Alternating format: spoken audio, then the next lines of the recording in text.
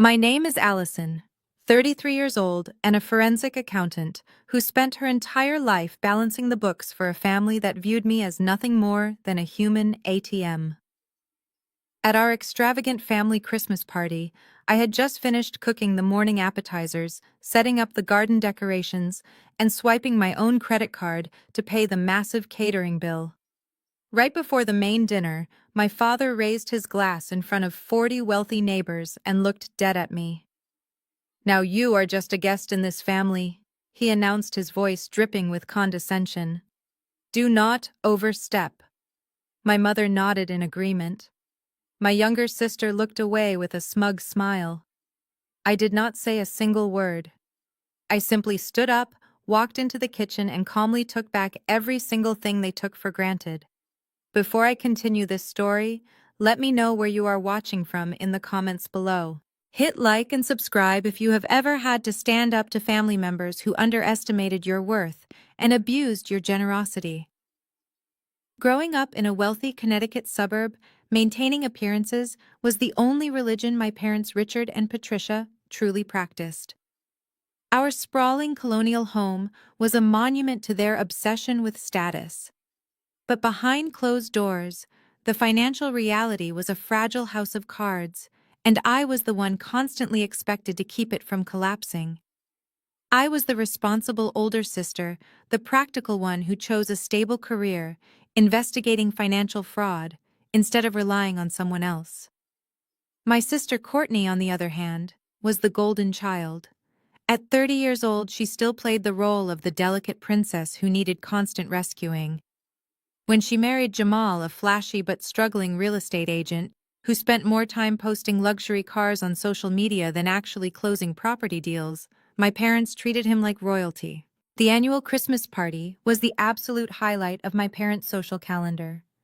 They invited the entire Homeowners Association board, local politicians, and influential members of their exclusive country club. Of course, they expected a flawless and opulent event, but conveniently lacked the actual funds to pay for it. That was where I always came in. I had arrived at 7 in the morning in the freezing cold to coordinate the decorators, arrange the elaborate floral centerpieces, and manage the hired waitstaff. Around 6 in the evening, as guests mingled with expensive cocktails, the head caterer approached me with a panicked look. He quietly explained that my father's credit card had just been declined for the second time. To avoid a massive public scene and protect my parents' pride, I quietly pulled out my own premium corporate card and authorized the $4,500 payment for the prime rib dinner and the top-tier open bar. Not even 20 minutes later, the guests were seated at the beautifully decorated tables scattered across our heated patio. My father Richard stood up and tapped his crystal champagne flute with a heavy silver spoon. The yard fell instantly silent as he draped his arm around Jamal and Courtney. "My friends," he began, his chest puffed out with immense pride. "This year brings the greatest gift of all. Courtney and Jamal are expecting their first child." The affluent crowd erupted into polite applause and cheers. I smiled, genuinely, actually happy for my sister despite our endless differences. But my father held up his hand to quiet the crowd. "And to ensure our first grandchild grows up with the exact same wonderful memories we built here, Patricia and I have decided to gift this entire estate to Courtney and Jamal. The deed will be officially transferred to them next week." I felt the blood drain completely from my face. I had been quietly paying their exorbitant property taxes for the last 2 years just to keep the county from placing a lien on the house. I shifted in my seat, accidentally letting out a small, audible scoff. My father instantly zeroed in on me. The fake warmth vanished from his eyes, replaced by a cold, warning glare. He pointed his glass directly at me in front of everyone. "Now you are just a guest in this family, Allison," he said, his voice loud, sharp, and deliberate. "Do not overstep. It is not your place to judge your sister's blessings." The silence that followed was absolutely deafening. 40 pairs of eyes turned to stare at me. My mother Patricia gave me a stern look of deep disapproval, nodding along to my father's cruel words. Jamal smirked, wrapping his arm protectively around Courtney, who was feigning innocence by looking down at her lap. A hot wave of public humiliation washed over me, but my analytical mind quickly took over the emotion. A guest. I repeated the word in my head. Guests do not pay $4,500 for dinner. I stood up slowly from my chair. I did not throw a tantrum, argue, or shed a single tear. I simply smoothed out my dress, walked straight past the stunned guests, and entered the kitchen. I found the head caterer packing the heated serving trays. "Stop serving," I told him calmly and firmly. "I am the one who signed the contract and paid the invoice. Box up every single piece of food and load it back into your trucks right now. Leave nothing but the empty plates." The caterer, sensing the absolute unwavering authority in my voice, nodded and quickly instructed his crew to pack up. I grabbed my coat, walked out the front door, and drove away into the freezing winter night, leaving 40 elite guests sitting at perfectly set tables waiting for a grand feast that would never arrive. The drive back to my city apartment took 45 minutes. For the first 10 minutes, the silence inside my car was absolute, accompanied only by the hum of the heater fighting off the December chill. Then my phone began to vibrate in the cup holder. It buzzed once, then twice, and within seconds it was a continuous angry spasm of notifications illuminating the dark cabin. I did not pull over. I kept my eyes focused firmly on the highway, letting the calls roll to voicemail one after another. When I finally parked in my building's secure garage, my notification screen was a wall of red alerts. There were 14 missed calls, 20 text messages, and 5 voicemails. I turned off the engine, reclined my seat slightly, and tapped the first voicemail icon. It was Jamal. His voice boomed through my car speakers, dripping with his usual unearned arrogance and aggressive entitlement. "Listen to me very closely, Allison." Jamal snarled into the phone, the noise of panicking guests audible behind him. "You have completely lost your mind. Who do you think you are, pulling a stunt like that? You ruined my wife's pregnancy announcement because you are a bitter spinster who cannot stand to see us happy. We are building a family and a legacy here. You only have your spreadsheets and your empty apartment. You owe Courtney a massive apology, and you better write a check to that caterer right now before I come down there and make you fix this. Do not ever disrespect my family." I listened to the entire recording without my heart rate elevating a single beat. Legacy. That was a rich word coming from a man whose last 3 commercial real estate deals had completely collapsed and who was currently leasing a Porsche Cayenne with money I had foolishly lent him 2 years ago to keep his business afloat. He called it an angel investment. I knew it was a desperate bailout. I deleted Jamal's voicemail and opened my text messages. My mother, Patricia, had sent a rapid-fire sequence of texts, each one more dramatic than the last. "You have completely disgraced the family name," the first message read. The HOA president and the country club board members were sitting right there. "How could you embarrass your father and me like this? We gave you everything." Courtney is crying hysterically in her bedroom. "You are deeply unwell, Allison. We expect you to transfer the money for the catering directly into our account by tomorrow morning so we can at least salvage the brunch. Do not contact us until you are ready to grovel." Grovel.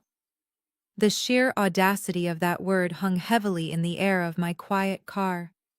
For my entire adult life, I had been the silent financial safety net. I paid the property taxes when my father claimed his investments were temporarily tied up.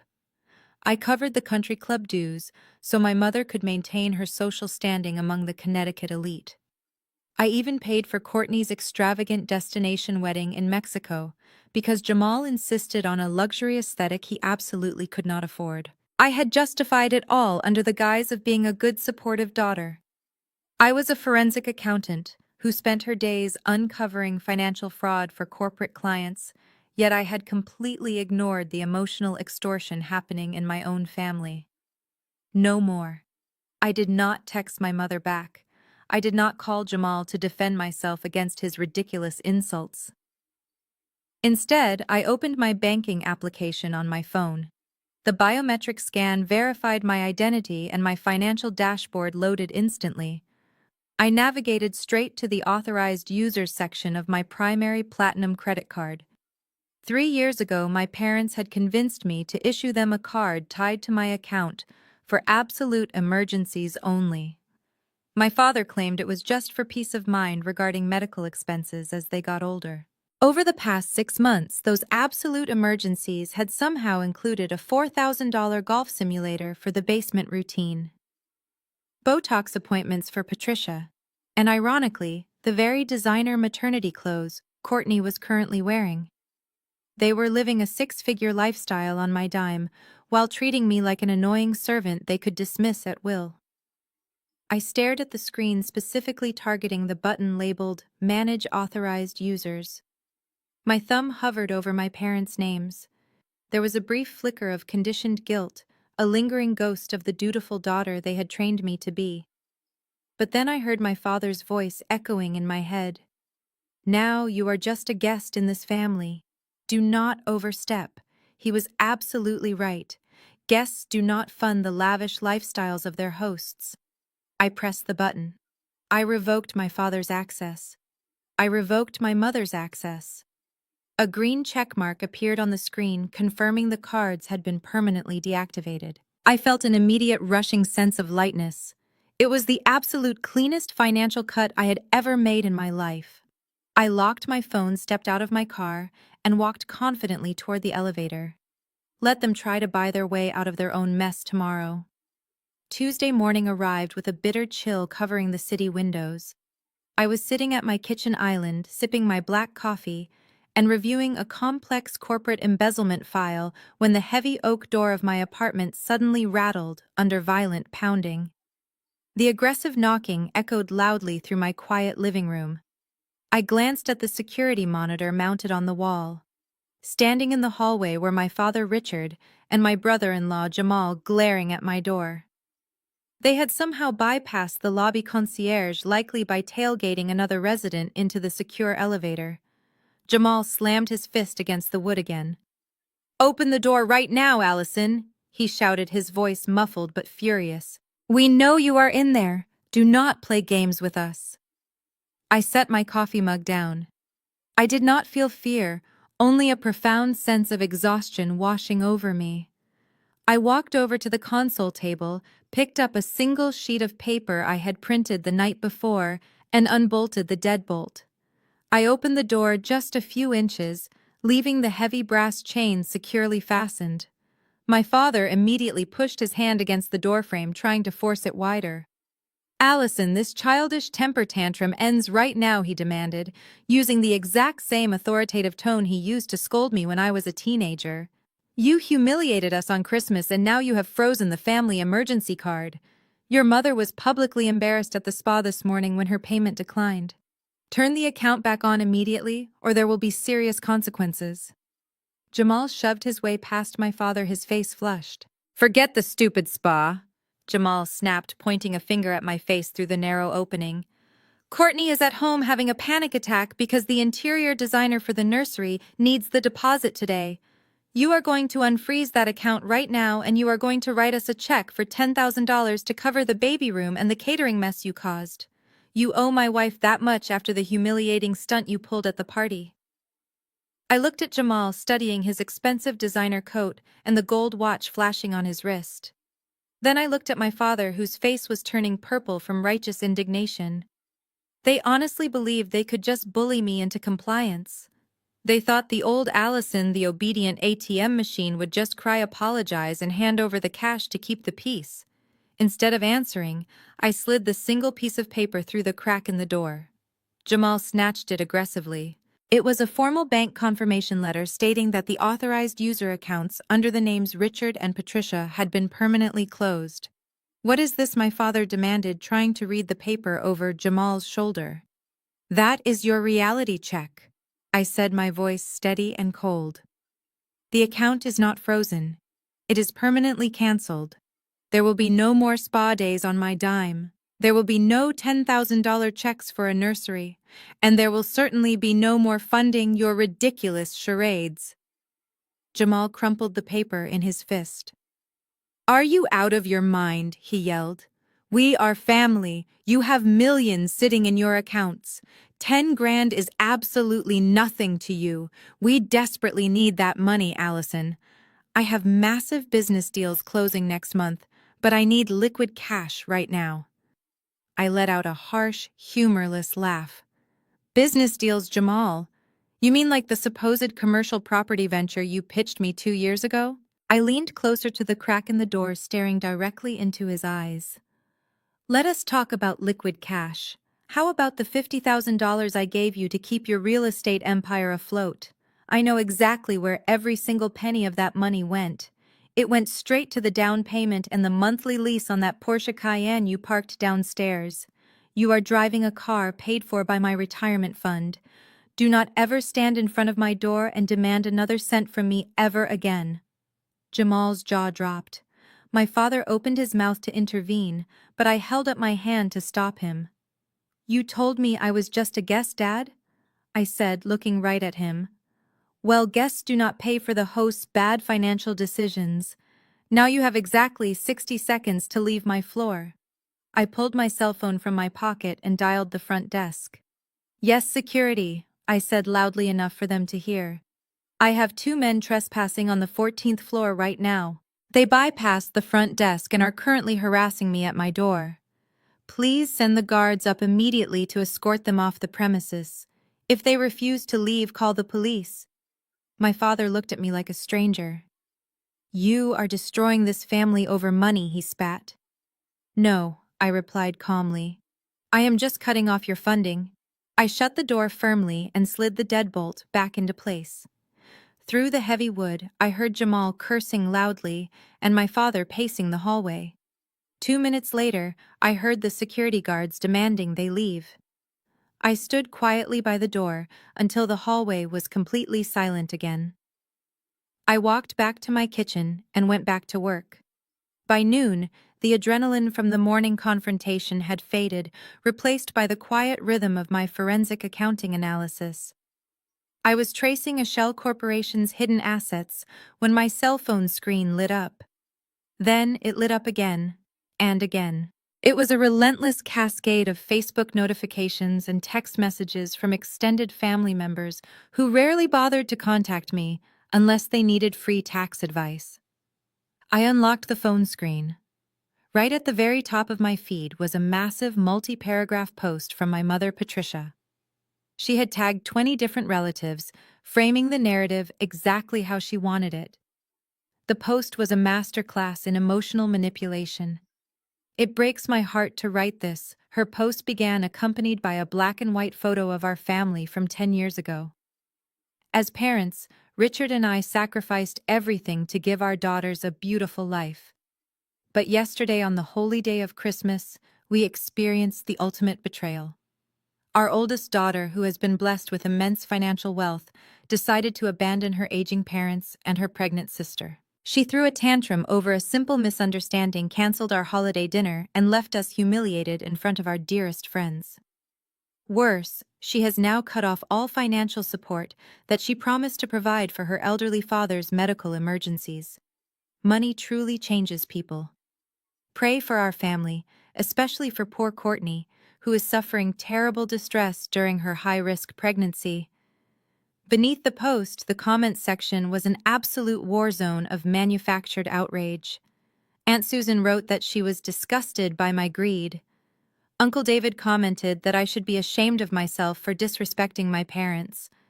My older cousins chimed in, calling me a heartless corporate robot. My text messages were equally toxic. Aunt Susan slid into my direct messages. How could you be so cruel to your mother, she wrote. She was crying on the phone with me for an hour. You need to apologize and fix this right now. You make more money than all of us combined. Help your family. I stared at the glowing screen. The forensic accountant in me instantly overpowered any lingering guilt. I looked at the timeline. The post was highly calculated. It was published exactly 1 hour after my father and Jamal were kicked out of my apartment building. They had realized physical intimidation would not work, so they deployed a public smear campaign to socially pressure me into submitting. Just as I was about to mute the application, a new text message popped up. It was from Courtney. There was an image attached. I clicked on it. It was a grainy, black and white ultrasound photo of her baby. Underneath the picture was a long, emotionally weaponized paragraph. "Look at your nephew Allison," the message read. "He is the one you are hurting with your selfish behavior. My blood pressure is through the roof today, and the doctor said stress is incredibly dangerous for the baby. Jamal and I are barely holding it together because of what you did. Mom is a complete wreck. If you actually care about this baby and want to be a part of his life, you need to make things right. I already booked the country club ballroom for my baby shower next month. The deposit is $3,000. Transfer the money to Jamal's account by tonight to show you are actually sorry. If you do not, you will never see this child." I read the long message twice. The sheer audacity of using an unborn child to extort a $3,000 deposit for a luxury party was breathtaking. Courtney was not worried about her blood pressure or her baby's health. She was worried about losing her country club status and the lavish lifestyle I had been blindly funding. I did not reply to Aunt Susan's direct text. I did not comment on my mother's dramatic Facebook post to defend myself. And I certainly did not reply to Courtney's pathetic attempt at emotional blackmail. Instead, I took a screenshot of Courtney's text demanding the money. I saved it directly to a secure folder on my cloud drive labeled Family Extortion. Let them scream into the social media void. I put my phone on silent, flipped it face down on the granite counter, and turned my attention back to my computer screens. The public smear campaign was just noise. But something else was bothering me. My parents were financially irresponsible, yes, but the level of absolute desperation they were showing driving to my apartment, demanding 10 grand, weaponizing the baby for cash, felt fundamentally different. It felt exactly like panic. And in my line of work, panic always meant someone was hiding a much bigger, more catastrophic financial disaster. I pushed my phone away, letting the screen go dark, and turned my focus back to my monitors. The emotional blackmail from Courtney and the social media circus orchestrated by my mother were designed to distract me, to make me act on guilt rather than logic. But my mind was already shifting gears. In forensic accounting, you learn very quickly that loud, dramatic behavior is almost always a smokescreen for a quiet, hidden crime. People do not weaponize a pregnancy over a $3,000 deposit unless they are completely out of liquid assets and utterly desperate. Their panic was palpable, and I needed to figure out why they were suddenly drowning. But before I could dig into their financial history, I had a pressing administrative task of my own to handle. For the past 3 months, I had been in negotiations to move my independent consulting practice into a larger commercial office space downtown. The lease agreement was finalized, and my broker, a meticulously organized woman named Claire, had sent over the final digital paperwork that morning. All that remained was the standard credit verification. As someone who managed money for a living, my personal finances were immaculate. I paid off every balance monthly, maintained a diverse portfolio, and boasted a credit score that consistently hovered around 810. I clicked the link in Claire's email, filled in my social security number, authorized the hard inquiry, and hit submit without a second thought. I expected an automated approval email within 5 minutes. Instead, 15 minutes passed in absolute silence. Then my office phone rang. It was Claire. "Allison, I am so sorry to bother you." Claire began, her voice unusually tight and hesitant. "We have hit a rather strange snag with the lease application." I leaned back, frowning at the phone. "A snag? Did the landlord change the terms at the last minute?" "No, the terms are fine," Claire replied carefully. "It is your credit report. The system automatically flagged your application and issued a hard denial. I thought it was a software glitch, so I ran it manually through our secondary portal. Allison, your credit score is registering at 512. The air in my office suddenly felt very thin. I sat frozen, staring blankly at the wall. 512. That was not a minor dip from a late utility bill. That was a catastrophic freefall. That was the score of someone actively defaulting on major loans or going through a messy bankruptcy. That is impossible, I said, my voice dropping to a serious register. My score is over 800. I have zero debt outside of my regular monthly expenses. There has to be a clerical error. Someone has mixed up my social security number with another person. I assumed as much, Claire said, sounding relieved that I was not panicking. But the system is showing several major derogatory marks tied directly to your file. You need to pull your comprehensive report from all 3 major bureaus immediately. The landlord will not hold the office space for more than 48 hours, with a flagged application. I will handle it right now, I told her, hanging up the phone. My hands moved over the keyboard with practiced rapid precision. I bypassed the consumer websites and logged directly into the secure monitoring portals I used for my corporate investigations. I requested a merged report from Equifax Experian and TransUnion. The progress bar spun for what felt like an eternity. My heart pounded against my ribs.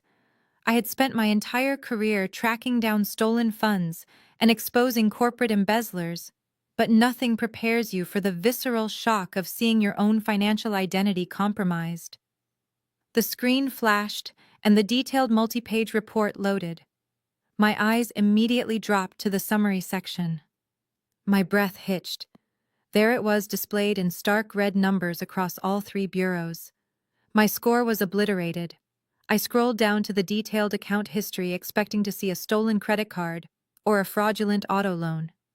Those were common identity theft tactics. But what I saw listed under the open accounts section made my blood run entirely cold. This was not a stolen credit card used to buy electronics.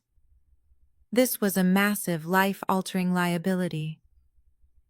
And as I stared at the origination date and the listed mailing address attached to the fraudulent account, the pieces of the puzzle violently snapped together. The desperate phone calls, the sudden demand for cash, the fake Christmas announcement about gifting the house to Courtney. It was never about a baby shower. It was about covering up a massive federal crime. I clicked the highlighted red text, linking to the largest derogatory mark on my credit report. The page loaded to reveal a primary mortgage account. The loan amount was a staggering $1,500,000. I quickly scanned the listed property address. It was the sprawling colonial home in Connecticut, the house my parents currently occupied, the house my father had just publicly promised to give to my sister. I leaned closer to the monitor, my heart hammering a steady, angry rhythm against my ribs. I checked the origination date. It originated exactly 3 years ago. My mind instantly raced back to that specific time. It was the exact same month my parents had sat me down in their living room claiming they were updating their estate planning and life insurance policies. They had asked me to fill out a series of background forms telling me it was a mandatory requirement for naming me as an executor and a beneficiary. Like an obedient daughter, I handed over my social security number, banking details, and copies of my identification. They had not been planning for their passing. They had been planning a massive cash-out refinance using my pristine financial background as a joint borrower to secure a loan they could never qualify for on their own. I moved my mouse to the payment history section. The ledger told a predictable story. For the first 2 years, the monthly payments were made on time. Then 8 months ago, the payments started to become erratic. A week late here, a month late there. Then exactly 4 months ago, all payments had completely stopped. The account status was marked as severely delinquent. But the most terrifying detail was nestled at the very bottom of the page, in a small, sterile font. A notice of default had been issued. The property was scheduled for a public auction. The house was exactly 60 days away from total foreclosure. I needed physical proof. As a forensic accountant, I knew exactly how to navigate the digital archives of county property records. I opened a new tab, accessed the Connecticut County Clerk's database, and typed in my parents' address. I paid the $20 processing fee and immediately downloaded the official digitized mortgage documents. I scrolled rapidly past the standard legal jargon until I reached the final signature pages. There it was. My name was printed clearly on the line designated for the joint borrower. Below the printed name was a signature. I stared at the ink strokes on the screen. It was a loopy, overly practiced script that completely failed to capture the sharp angles of my actual handwriting. It was an unmistakable forgery, and I recognized the penmanship instantly. It was my mother's handwriting. She had sat at her expensive dining room table, practiced my signature a few times, and then legally bound me to $1.5 million of debt. The document had been notarized by someone named Thomas Jenkins, likely a friend from their country club willing to bend the rules for a quick favor.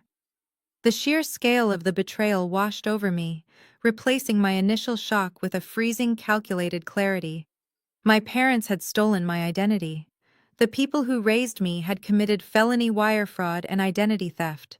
Everything that happened at the Christmas party suddenly made perfect twisted sense. The dramatic announcement about gifting the estate to Courtney and Jamal was never an act of generosity. It was a calculated exit strategy. The house was already sinking and the bank was coming to repossess it. By publicly claiming they were transferring the property, they were trying to create a narrative where they gracefully walked away, leaving me entirely responsible for the defaulted loan attached to my Social Security number. They thought they had trapped me. They assumed I would simply absorb the financial blow, quietly fix the credit issue to protect my own career and save them from public humiliation. They thought the obedient daughter who paid the catering bills would just pay off a federal mortgage to keep the family name out of the local gossip columns. I saved the forged documents to my hard drive, creating a file named Federal Evidence. The initial panic I felt about my office lease completely evaporated. I was no longer worried about a denied application. I was staring at a conspiracy orchestrated by my own blood. But a massive question still remained. Where did the money go? You do not just pull $1.5 million in cash out of a house and lose it on groceries and country club dues. I opened a spreadsheet. It was time to follow the money and see exactly what my family had been buying with my stolen future. I cracked my knuckles and opened my professional investigation software. Tracing large sums of hidden money was exactly what corporate clients paid me $500 an hour to do. My parents were amateur criminals, at best, leaving a digital trail so wide and careless it was almost insulting to my intelligence. First, I pulled the disbursement records from the county property registry. When a bank funds a massive mortgage refinance, they wire the money to an escrow account, which then distributes the cash. I located the specific wire transfer for $1,500,000. From the local title company, the funds had been routed directly to a joint checking account bearing my father's name and my forged signature. The money did not stay in that joint account for very long. Using public records and the subpoenaed banking metadata I could legally access through my firm's financial intelligence databases, I tracked the routing numbers. The entire sum was transferred out exactly 48 hours after the loan closed. It was wired into a corporate business checking account under the name Apex Vanguard Holdings Limited Liability Company. A quick search of the state business registry gave me the exact answer I was looking for. The sole managing member and registered agent for Apex Vanguard Holdings was Jamal. The missing pieces of the puzzle fell into place with sickening clarity.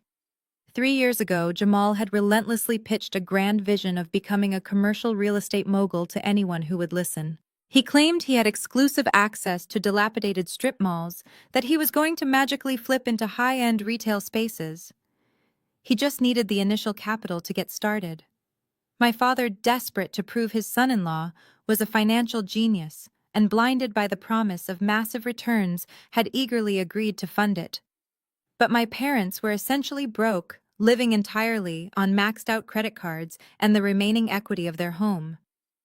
To extract that much cash for Jamal, they needed a borrower with a pristine credit history to co-sign a massive loan, so they simply stole my identity. I spent the next hour mapping out Jamal's brilliant real estate investments. He had taken my stolen $1.5 million and purchased 2 commercial properties at the absolute peak of the market. But Jamal was a flashy social media broker, not an actual property developer. He had absolutely no idea how to manage construction contractors, secure commercial zoning permits, or attract paying retail tenants. He spent his days posting videos of himself driving his leased Porsche, pretending to be a self-made millionaire, while the properties sat completely empty. The exorbitant property taxes and monthly maintenance costs quickly bled his company dry. I pulled the public records for both of his commercial addresses. Both properties had been foreclosed upon and repossessed by the banks exactly 8 months ago. That timeline matched perfectly with the defaulted payments on the residential mortgage. The exact moment Jamal's fake business collapsed the money to pay the monthly note on my parents' house completely vanished. The entire family had been sitting on this ticking financial time bomb for 8 months. They were watching the foreclosure clock count down, knowing perfectly well that my social security number was the primary one tied to the impending explosion. I leaned back in my ergonomic desk chair, letting the sheer magnitude of their deception wash over me. The Christmas party, the grand emotional toast. My father standing up in front of 40 wealthy neighbors to announce he was generously gifting the family estate to Courtney and Jamal for their new baby. It was all a meticulously crafted smokescreen. My parents knew the bank was going to physically lock them out of the house in 60 days. By publicly announcing they were giving the house to Courtney, they were establishing a fake narrative for their elite social circle. When the county sheriffs and the eviction notices eventually arrived, they could simply spin the story. They would tell the country club members that they had gracefully moved out to downsize, but their vicious, jealous daughter Allison had somehow ruined the property paperwork. Or they would claim the foreclosure was entirely my fault, because I cruelly refused to pay the mortgage I supposedly co-signed. They would maintain their perfect upper-middle-class facade. Jamal and Courtney would play the tragic victims who lost their beautiful nursery, and my life would be utterly destroyed. They had planned to dump a toxic foreclosed asset directly onto my ruined credit while walking away with clean hands and the sympathy of the neighborhood. They were willing to sacrifice my career, my financial independence, and my future just to save their own fragile egos. I closed the county registry tabs and opened a blank text document. The sadness I had felt driving away from the party on Christmas Eve was completely gone. In its place was a cold, hyper-focused rage. They thought they were dealing with a compliant, naive daughter. They forgot they were dealing with a forensic accountant. It took exactly 3 days for the silence to break. I spent that time methodically compiling every piece of digital evidence into a secure encrypted folder on my secure server. I tracked every penny of the stolen $1.5 million building a financial timeline so bulletproof that even a first-year law student could win the case. I was printing out the final routing numbers when my cell phone vibrated across my glass desk. The caller identification displayed my father's name. I let it ring 4 times before answering. "Hello," I said, keeping my voice entirely flat and devoid of any emotion. "Allison, my sweet girl," my father answered. His voice was thick with manufactured warmth. It was his signature negotiating tone, the one he used when he was trying to charm a stubborn client into signing a bad contract. "I am so glad you answered. Your mother and I have been talking non-stop, and we just feel awful about how things escalated over the holidays. Christmas is a highly emotional time, and mistakes were made on all sides. We want to put this ugly chapter behind us. Mistakes on all sides. The classic tactic of a master manipulator spreading the blame to avoid taking any real accountability." I leaned back in my ergonomic chair, staring directly at the forged mortgage document displayed on my computer monitor. "Is that right?" I asked simply. "Absolutely," he continued smoothly, entirely missing the ice in my voice. "Family is the most important thing in the world. We cannot let a silly misunderstanding over catering and a few harsh words tear us apart. Courtney is stressed, Jamal is worried about the baby, and your mother has barely slept. We need to heal. I booked a private room for lunch tomorrow at the Capitol Grill downtown. Just the family. We want to properly apologize and make amends. Let us break bread and fix this." The Capitol Grill, an expensive high-end steakhouse where the lighting was always dim and the waiters were trained to be completely discreet. It was the absolute perfect setting to corner someone. If they just wanted to apologize, they would have invited me to their house. But their house was currently property of the bank, and they desperately needed neutral ground to trap me. They were going to slide a piece of paper across that white linen tablecloth. They were going to try to legally bind me to the fraudulent debt before the eviction notices arrived. That sounds wonderful, Dad. I lied, injecting just enough hesitation into my voice to make him believe I was still the eager-to-please daughter desperate for his validation. I think a family lunch is exactly what we need right now. Excellent, he boomed, clearly relieved that his trap had been set so easily. We will see you tomorrow at noon sharp. Dress nicely, sweetheart. I ended the call and tossed my phone onto the desk. A cold smile crept across my face. They really thought I was that stupid. They thought a medium-rare steak and a fake apology would magically erase felony wire fraud. But I was not going to a family reconciliation. I was walking into a crime scene, and I needed to gather a legally binding confession. I opened the bottom drawer of my filing cabinet and pulled out a small rectangular matte black device. It was a high-definition digital audio recorder standard issue for forensic field investigators when interviewing hostile financial subjects. I charged the battery to maximum capacity and ran a quick audio diagnostic. I clipped it to the inside of my blazer lapel, testing the microphone sensitivity by whispering a few phrases from across the room. The playback was crystal clear, capturing every syllable with perfect precision. It would easily pick up multiple voices in a quiet dining room. The next morning, I dressed with absolute intention. I chose a sharp, tailored navy suit that made me look like the corporate auditor I was, rather than the submissive daughter they expected. I arrived at the restaurant exactly 10 minutes early. The maitre d' escorted me to a secluded private dining room in the back, shielded from the main dining floor by heavy velvet curtains. The table was already set with sparkling crystal water glasses and heavy silver cutlery.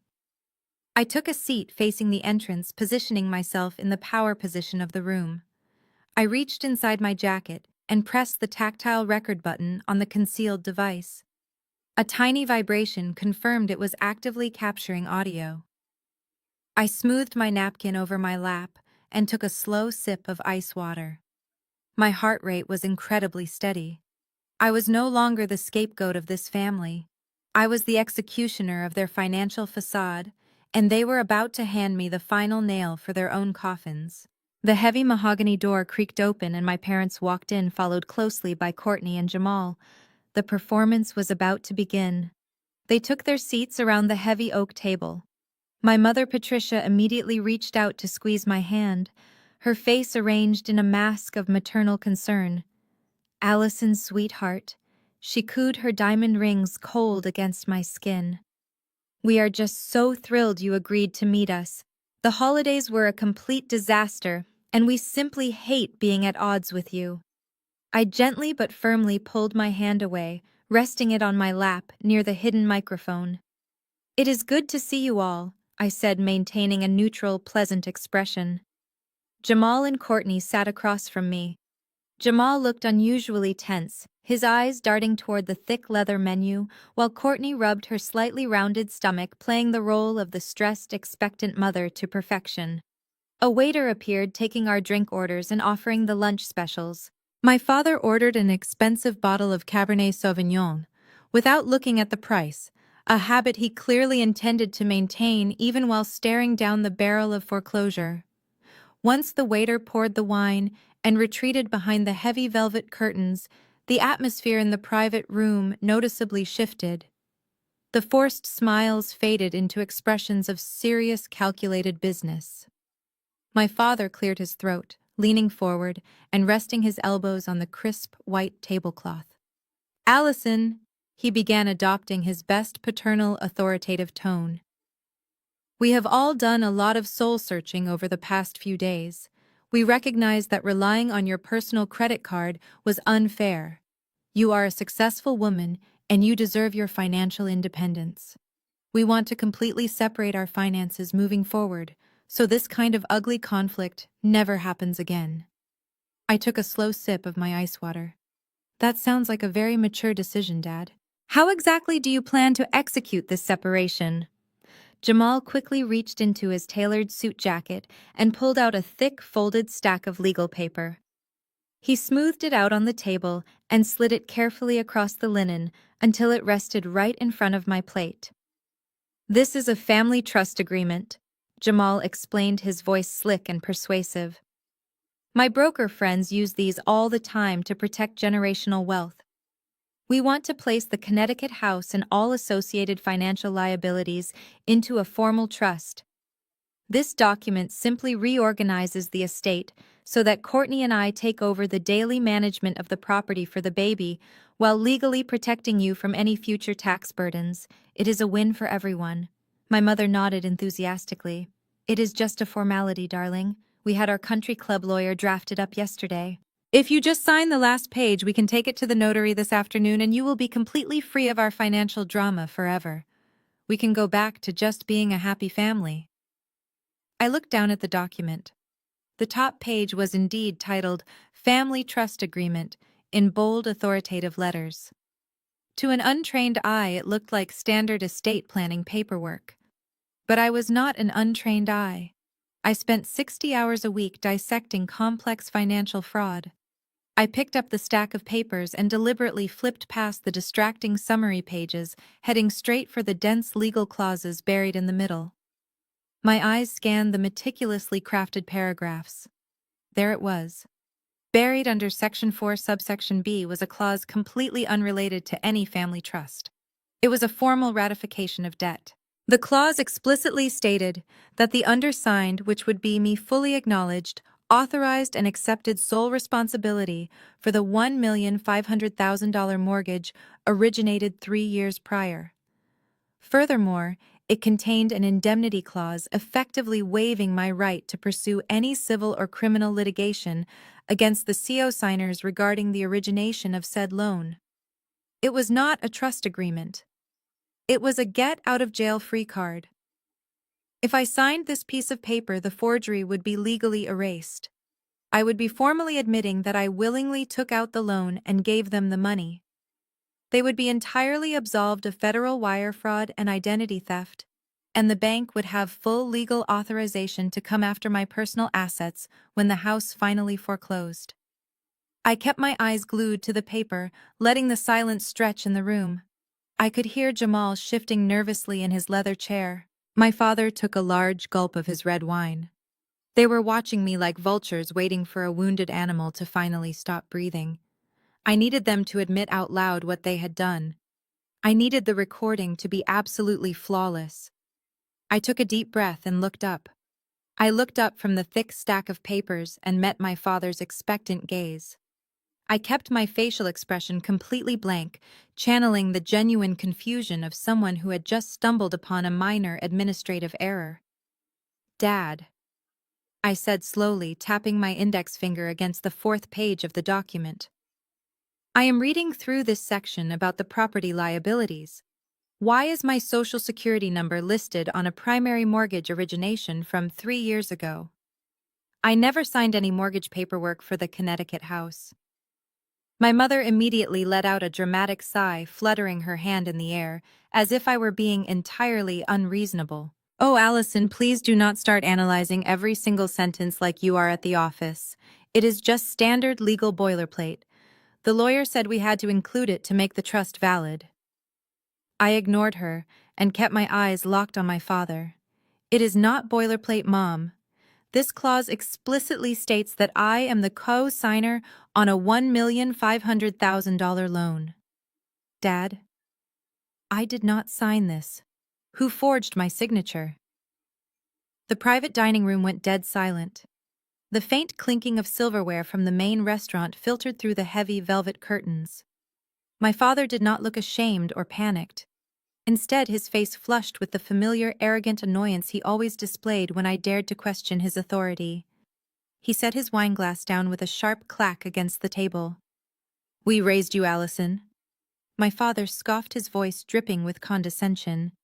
We needed the equity for Jamal's business. It is just paperwork, Allison. Sign it and stop being dramatic. Your mother and I gave you a premium education and the exact foundation to build your entire successful corporate career. You were perfectly positioned to finally help the family out. We simply signed your name because we knew you would overthink it and ruin a golden opportunity. My heart hammered against my ribs, but my hands remained perfectly still on my lap. The concealed microphone on my blazer lapel was capturing every single word of his stunning admission. I needed Jamal to incriminate himself next. I turned my head slightly, focusing my attention directly on my brother-in-law. "So you knew about this, Jamal?" I asked, keeping my tone perfectly measured. "You deliberately took $1.5 million of federal loan money secured under my stolen identity to fund your failing property flips." Jamal leaned forward, resting his forearms on the table, completely unbothered by the accusation of federal wire fraud. He actually smiled a slick, condescending grin that made my stomach turn. "Listen to yourself, Allison," he argued smoothly. "You are being completely dramatic over nothing. The business investments did not pan out exactly as planned, but that is just how the real estate market works. There are natural ups and downs. The bank is simply getting aggressive about the missed payments right now, which is precisely why we need you to sign this trust agreement today. You make great money, you can handle the monthly payments. You have zero massive debts. You can keep the property afloat until the local commercial market fully rebounds. You want me to individually pay off a fraudulent mortgage so you can avoid foreclosure," I summarized flatly. Courtney suddenly slammed her hand flat against the table, tears welling up in her eyes on command. "You are so incredibly selfish," she cried, pointing an accusing finger at me. "Jamal is working so hard to provide for our innocent baby. Mom and Dad are losing precious sleep every single night over this stupid bank loan. All you have to do is sign the paper, take over the payments, and we can keep the family home. You have plenty of money.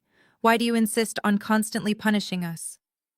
The sheer delusion inside the room was suffocating. They had completely convinced themselves that I was the villain for hesitating to absorb their massive criminal debt. My mother reached across the table again, pushing a silver pen directly toward my hand. "Just sign it, sweetheart," she urged softly. "We can order dessert and celebrate. The awful nightmare will be entirely over." I looked at the pen, then at the fraudulent document, and finally at the four faces staring back at me. The trap they had meticulously built was fully deployed, but they had absolutely no idea they were the ones permanently standing inside it. My father had explicitly confessed to forging my signature and committing identity theft. Jamal had explicitly confessed to utilizing the fraudulently obtained funds and expecting me to cover the resulting financial fallout. The digital recorder had silently captured every single illegal admission with pristine audio clarity. I had everything. I had everything. I did not reach for the silver pen my mother was pushing across the white linen tablecloth. I did not raise my voice, and I certainly did not shed a single tear of betrayal. The overwhelming anger that had consumed me over the past few days completely evaporated, replaced by a freezing and absolute calm. This was the exact moment they expected me to break. They had spent my entire life conditioning me to fold under their collective pressure to sacrifice my own well-being to maintain their perfect suburban illusion. My father impatiently tapped his expensive watch. "Come on, Allison," he urged, his tone shifting from paternal to deeply irritated. "We do not have all day. The notary is waiting at the golf club, and I have a tea time at 3 o'clock. Let us get this over with so we can all move on." Jamal leaned back in his chair, crossing his arms over his chest, with a victorious smirk. "Do the right thing for once," he added smoothly. "Protect your family." I looked at Jamal, studying his arrogant posture.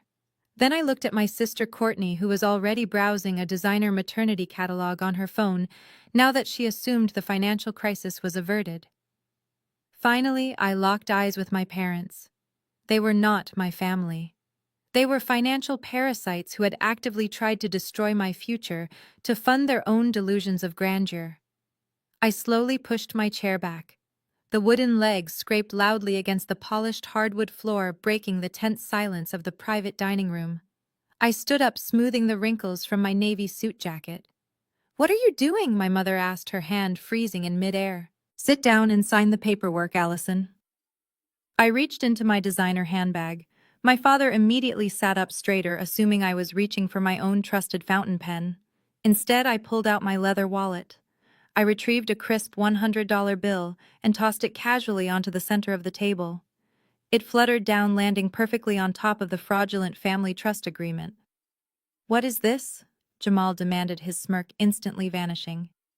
"That is for my ice water and the complimentary bread," I said, keeping my voice incredibly steady and cold. "I am not signing your confession, and I am certainly not paying off the $1.5 million federal mortgage you fraudulently obtained using my stolen Social Security number." My father's face turned a dangerous shade of crimson. He slammed his fist down on the table, rattling the crystal wine glasses. "You listen to me right now," he hissed, his voice dropping to a vicious whisper to avoid alerting the restaurant staff outside the velvet curtains. "If you walk out that door, you are completely dead to us. We will disown you. You will have absolutely no family left." I looked down at him, feeling absolutely nothing but pity. "You cannot disown someone you already sold." "Dad," I replied simply. Courtney dropped her phone, her mouth falling open in genuine shock. "You cannot just leave us with this debt!" she shrieked, her fake maternal fragility completely gone. "We will lose the house. The baby will not have a nursery.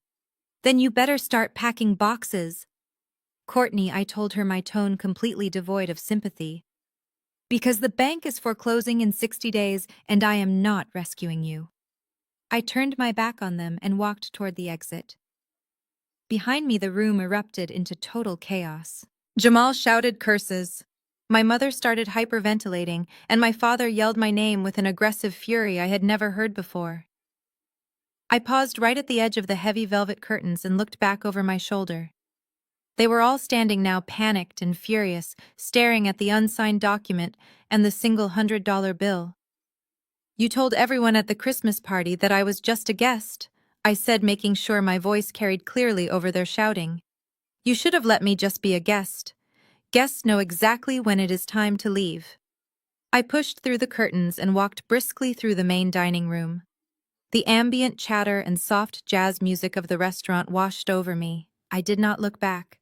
I pushed open the heavy glass front doors and stepped out into the crisp, freezing winter air. My heart was pounding, but my lungs felt completely clear for the first time in 33 years. I reached a hand inside my blazer lapel and pressed the stop button on the digital recorder. The file was securely saved. My family had just handed me a loaded gun, and now it was time to pull the trigger. I walked down the busy city sidewalk, pulled out my cell phone, and hailed a private car service. I was not going back to my office. I had a very important appointment to make. The black town car pulled up to the curb just as I ended the ride request on my phone. I slid into the quiet leather interior and gave the driver the address for the federal building downtown. I was not just a victim reporting a stolen identity. I was a licensed professional delivering a fully constructed federal case on a silver platter. When the car stopped, I paid the driver, grabbed my heavy leather briefcase, and walked through the rotating doors. Security was tight, but I navigated the metal detectors. I approached the front desk and requested to speak with the duty agent. The receptionist directed me to a waiting area on the 4th floor. 10 minutes later, a tall man walked out to greet me. He politely introduced himself as Special Agent Miller. I shook his hand firmly. "I am a forensic accountant, Agent Miller," I told him, "and I am here to report a multi-million-dollar wire fraud and identity theft conspiracy involving a fake commercial real estate enterprise." He raised an eyebrow and gestured for me to follow him into an interrogation room. The room was sparse, featuring only a metal table and 3 chairs. Agent Miller sat down and opened a blank notepad. I did not waste his time with emotional family drama. I opened my briefcase and pulled out a 4-inch thick binder, sliding it precisely to the center of the table. I had spent the last 3 days meticulously organizing every single piece of evidence. Tab 1, I explained, pointing to the index, contains the original mortgage origination documents from 3 years ago. You will see my printed name as a co-signer, but the signature is a verified forgery. Tab 2 contains the county property records and the escrow disbursement wire transfers. The bank funded $1,500,000, which was routed directly into a joint checking account controlled by my father, Richard. Agent Miller leaned forward, his professional skepticism quickly giving way to genuine interest. He began flipping through the heavily annotated pages, his eyes scanning the highlighted routing numbers I had perfectly mapped out. And where did the money go from there? He asked, his pen hovering over his notepad. Tab 3, I replied smoothly. Exactly 48 hours after the loan closed, the entire sum was transferred to a limited liability company. That company is solely owned by my brother-in-law Jamal. He used the fraudulently obtained federal funds to purchase 2 commercial properties that have since been repossessed. The money is completely gone, the residential mortgage is currently in default, and the bank has officially issued a notice of foreclosure. Agent Miller slowly closed the binder, visibly impressed by the sheer volume of financial intelligence sitting in front of him. This is an incredibly thorough paper trail, Allison, he noted gravely. But proving they intentionally forged your signature without your consent is usually the hardest part. They will likely claim you gave them verbal permission to use your social security number. I smiled a cold, practiced smile. I anticipated that exact defense, I said. I reached into my jacket pocket and placed the black digital audio recorder right next to the binder. Less than an hour ago, I met with the CO signers at a private restaurant. They attempted to coerce me into signing a fraudulent family trust agreement to ratify the debt. I pressed the play button. The crystal-clear audio of my father's voice filled the small room. We needed the equity for Jamal's business. It is just paperwork, Allison. Sign it and stop being dramatic. Agent Miller listened intently as the recording captured Jamal openly acknowledging the stolen funds and demanding I pay the monthly mortgage. When the audio clip ended, the room was perfectly quiet. Agent Miller let out a low whistle, shaking his head. You just handed us a textbook confession, he said, picking up the recorder to log it as official evidence. I am forwarding this immediately to the United States Attorney's Office. Because of the sheer amount of stolen money involved, this is a major federal offense. Furthermore, I am contacting the Internal Revenue Service Criminal Investigation Division right now. If Jamal was funneling stolen loan money through a defunct corporate entity, he is almost certainly guilty of massive tax evasion. The gears of the federal justice system were officially in motion. I stood up, shook Agent Miller's hand once more, and left the federal building. The winter air felt completely different now. It felt like absolute freedom. I had done my part. The authorities had everything they needed to dismantle my parents' perfectly curated life. Now I needed to ensure the bank accelerated their timeline. I immediately pulled out my cell phone and directly dialed the toll-free number for the primary mortgage lender's fraud department. The automated voice on the other end of the line droned on, listing numerical options in a monotonous loop. I stood on the corner of the busy downtown intersection, watching the city move rapidly around me while the phone rang.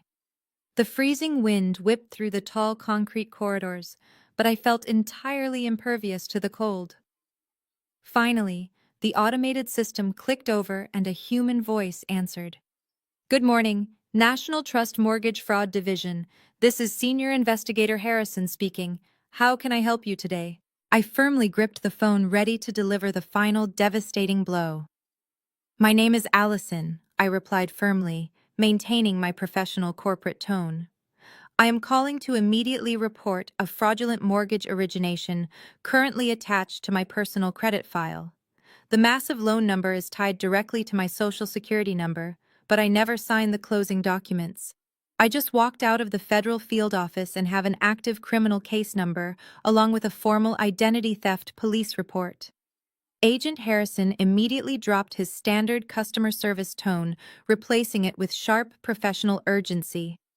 Please quickly provide your full social security number and the exact property address.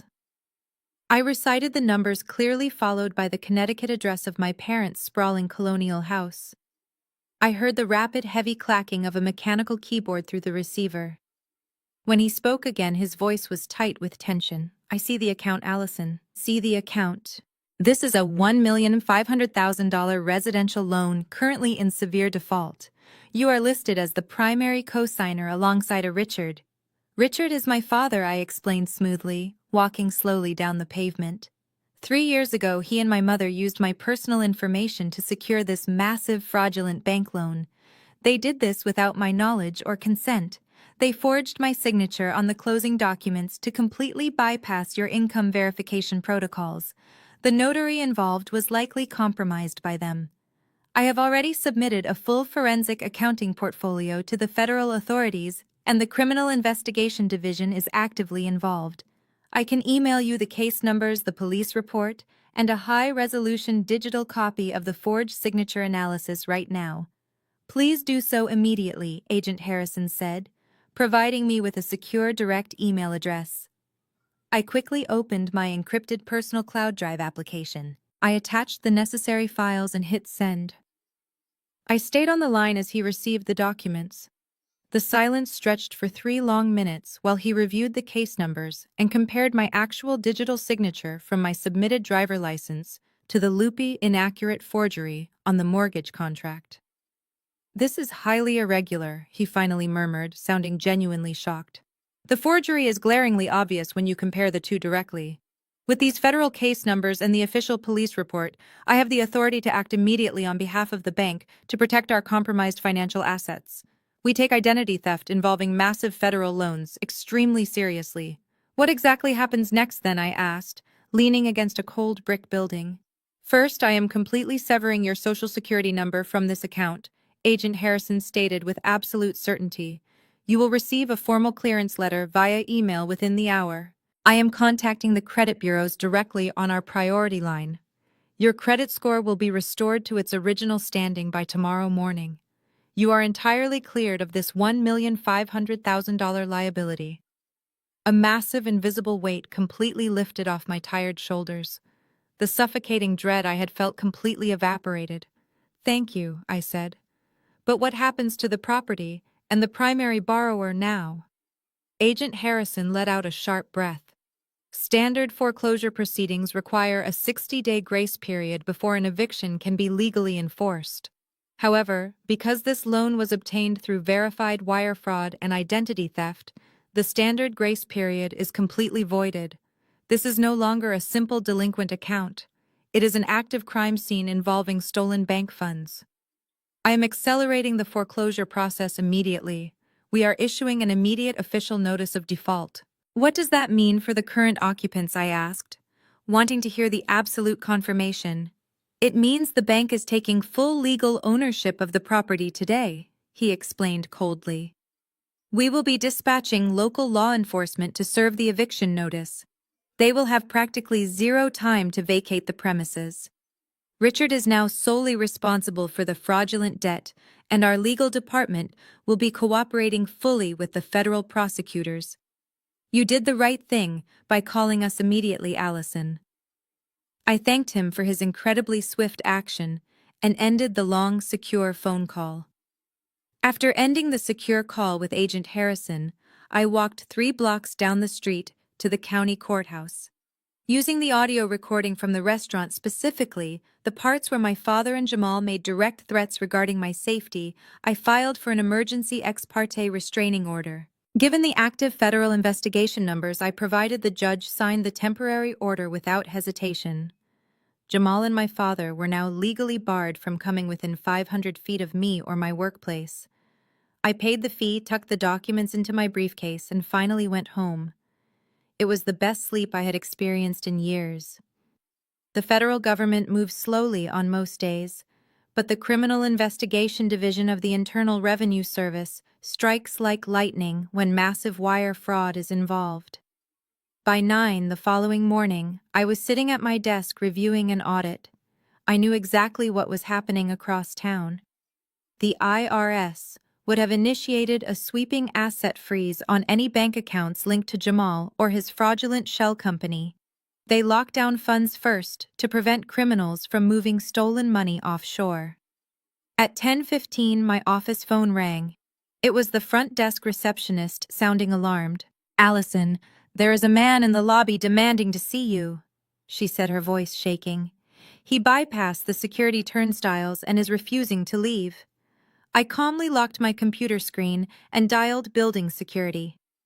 "We have a hostile trespasser on the 30th floor," I told the head guard. "He is currently violating a court-ordered restraining order.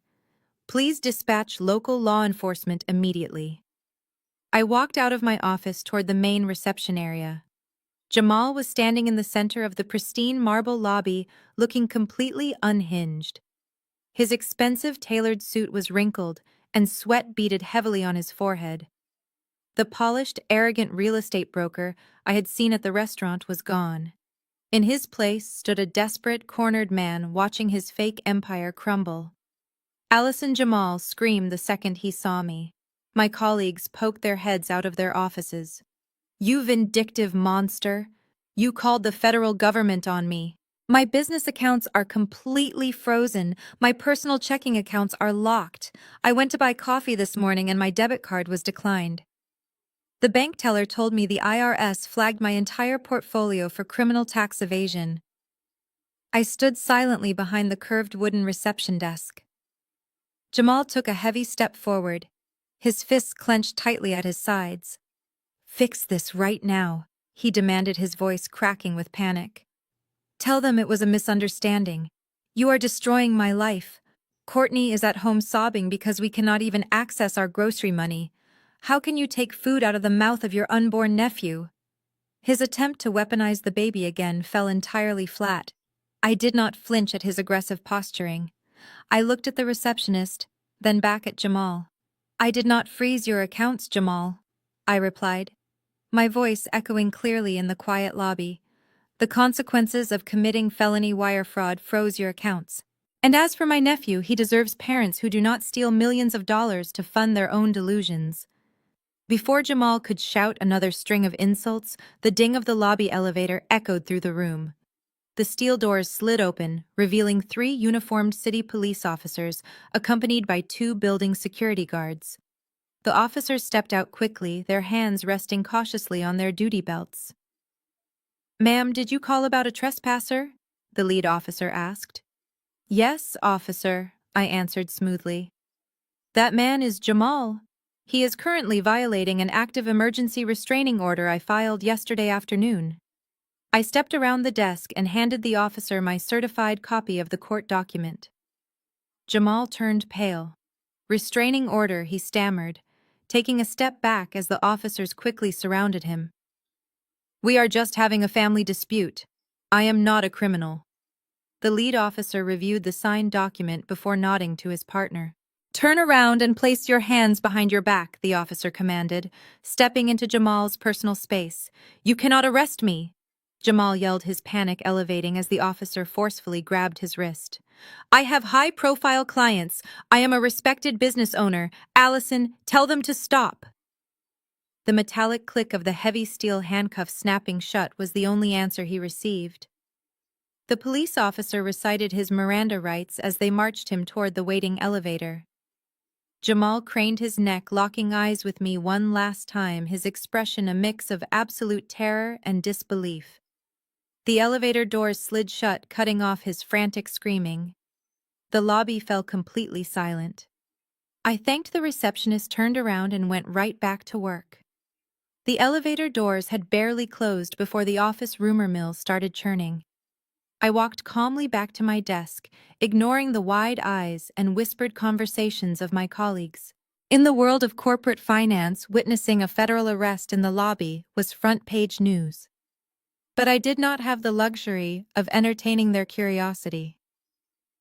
I sat down, smoothed my skirt, and opened the spreadsheet I had been reviewing before Jamal rudely interrupted my morning. I knew the shockwaves of his arrest were currently tearing through my family, and it was only a matter of time before the next desperate attempt to extort me began. I did not wait long. Exactly 3 hours later, my cell phone vibrated violently against the glass surface of my desk. The caller identification flashed with my sister's name. I let it vibrate a few times, taking a slow sip of my coffee before picking up the device. I pressed the green accept button and brought the phone to my ear. I did not even get the chance to say hello. A piercing, hysterical sob erupted through the speaker so loud I had to pull the phone a few inches away from my face. "Allison, you have to help us!" Courtney screamed, her voice distorted by panic and tears. "They took him. They actually took him away in handcuffs. I am sitting here in the precinct waiting room, and they will not even let me see him. He is in a federal holding cell." I kept my voice perfectly level. "I know where he is, Courtney. I am the one who had him arrested for violating my restraining order. And the federal agents waiting for him at the station are there because of the wire fraud." "You are a monster!" she shrieked, the sound echoing sharply in my quiet office. "How could you do this to your own family?" The judge set his bail at $500,000, but the bail bondsman says we need $50,000 in cash right now to get him out. I tried to use our joint checking account, but the bank teller told me the Internal Revenue Service has completely frozen every single asset we own. I cannot even buy a bottle of water right now. "That is standard procedure when the government is investigating a massive financial crime," I explained smoothly, completely devoid of any sympathy. "When you steal $1.5 million from a federally insured bank, they tend to lock down your access to the financial system." "I do not care about the stupid bank," Courtney wailed, slamming her hand against something hard on her end of the line. "I care about my husband sitting in a jail cell. You are the only person we know who has $50,000 in liquid cash sitting around. You need to wire the money to the bondsman right now. Jamal has to come home. He cannot stay in that horrible place." I leaned back in my chair, staring out the large window at the city skyline. "You want me to pay $50,000 to bail out the man who stole my identity, ruined my credit, and showed up at my workplace to intimidate me?" The sheer entitlement was almost clinically fascinating to me. "He is family! Allison!" she demanded, her tone shifting from desperate pleading to vicious entitlement. "You have more money than you know what to do with. You are just punishing us because you are jealous that I am married and starting a family while you are completely alone." Then she deployed the ultimate weapon. The same manipulative tactic my mother had taught her to use since we were children. She took a deep, ragged breath, forcing her voice into a dramatic, trembling whisper. "My doctor told me any severe stress could trigger a miscarriage, Allison. I am having terrible cramps right now because of what you did to my husband. If I lose this baby today, it is entirely your fault. You will have the blood of your own nephew on your hands for the rest of your miserable life." The silence stretched for 5 long seconds. She waited for the guilt to break me. She expected me to crumble, apologize, and ask for the wiring instructions. Instead, I let out a soft, humorless laugh. "If you are having medical issues, Courtney, you should probably call an ambulance instead of begging your sister for bail money. Jamal dug his own grave. Now he gets to sit in it. Do not ever call this number again." I pulled the phone away from my ear, cutting off her shrill scream of rage. I pressed the red button to end the call, opened her contact profile, and permanently blocked her number. After permanently blocking Courtney's number, I returned my focus to my corporate audit, intentionally shutting out the toxic noise of my collapsing family. While Jamal was sitting in a federal holding cell and Courtney was panicking in the precinct waiting room, my mother was blissfully unaware of the catastrophic implosion of her fake empire. Patricia was exactly where she always was on a Tuesday afternoon. She was at the exclusive Oak Ridge Country Club, enjoying a lavish champagne luncheon with her elite circle of wealthy friends. She had just finished treating 3 of the Homeowner Association board members to expensive spa treatments. When the waiter presented the massive bill, my mother casually handed over her platinum debit card, the one tied to the joint account she shared with my father. She expected the transaction to glide through. Instead, the waiter returned a few minutes later looking deeply uncomfortable. He politely informed her that the card was declined.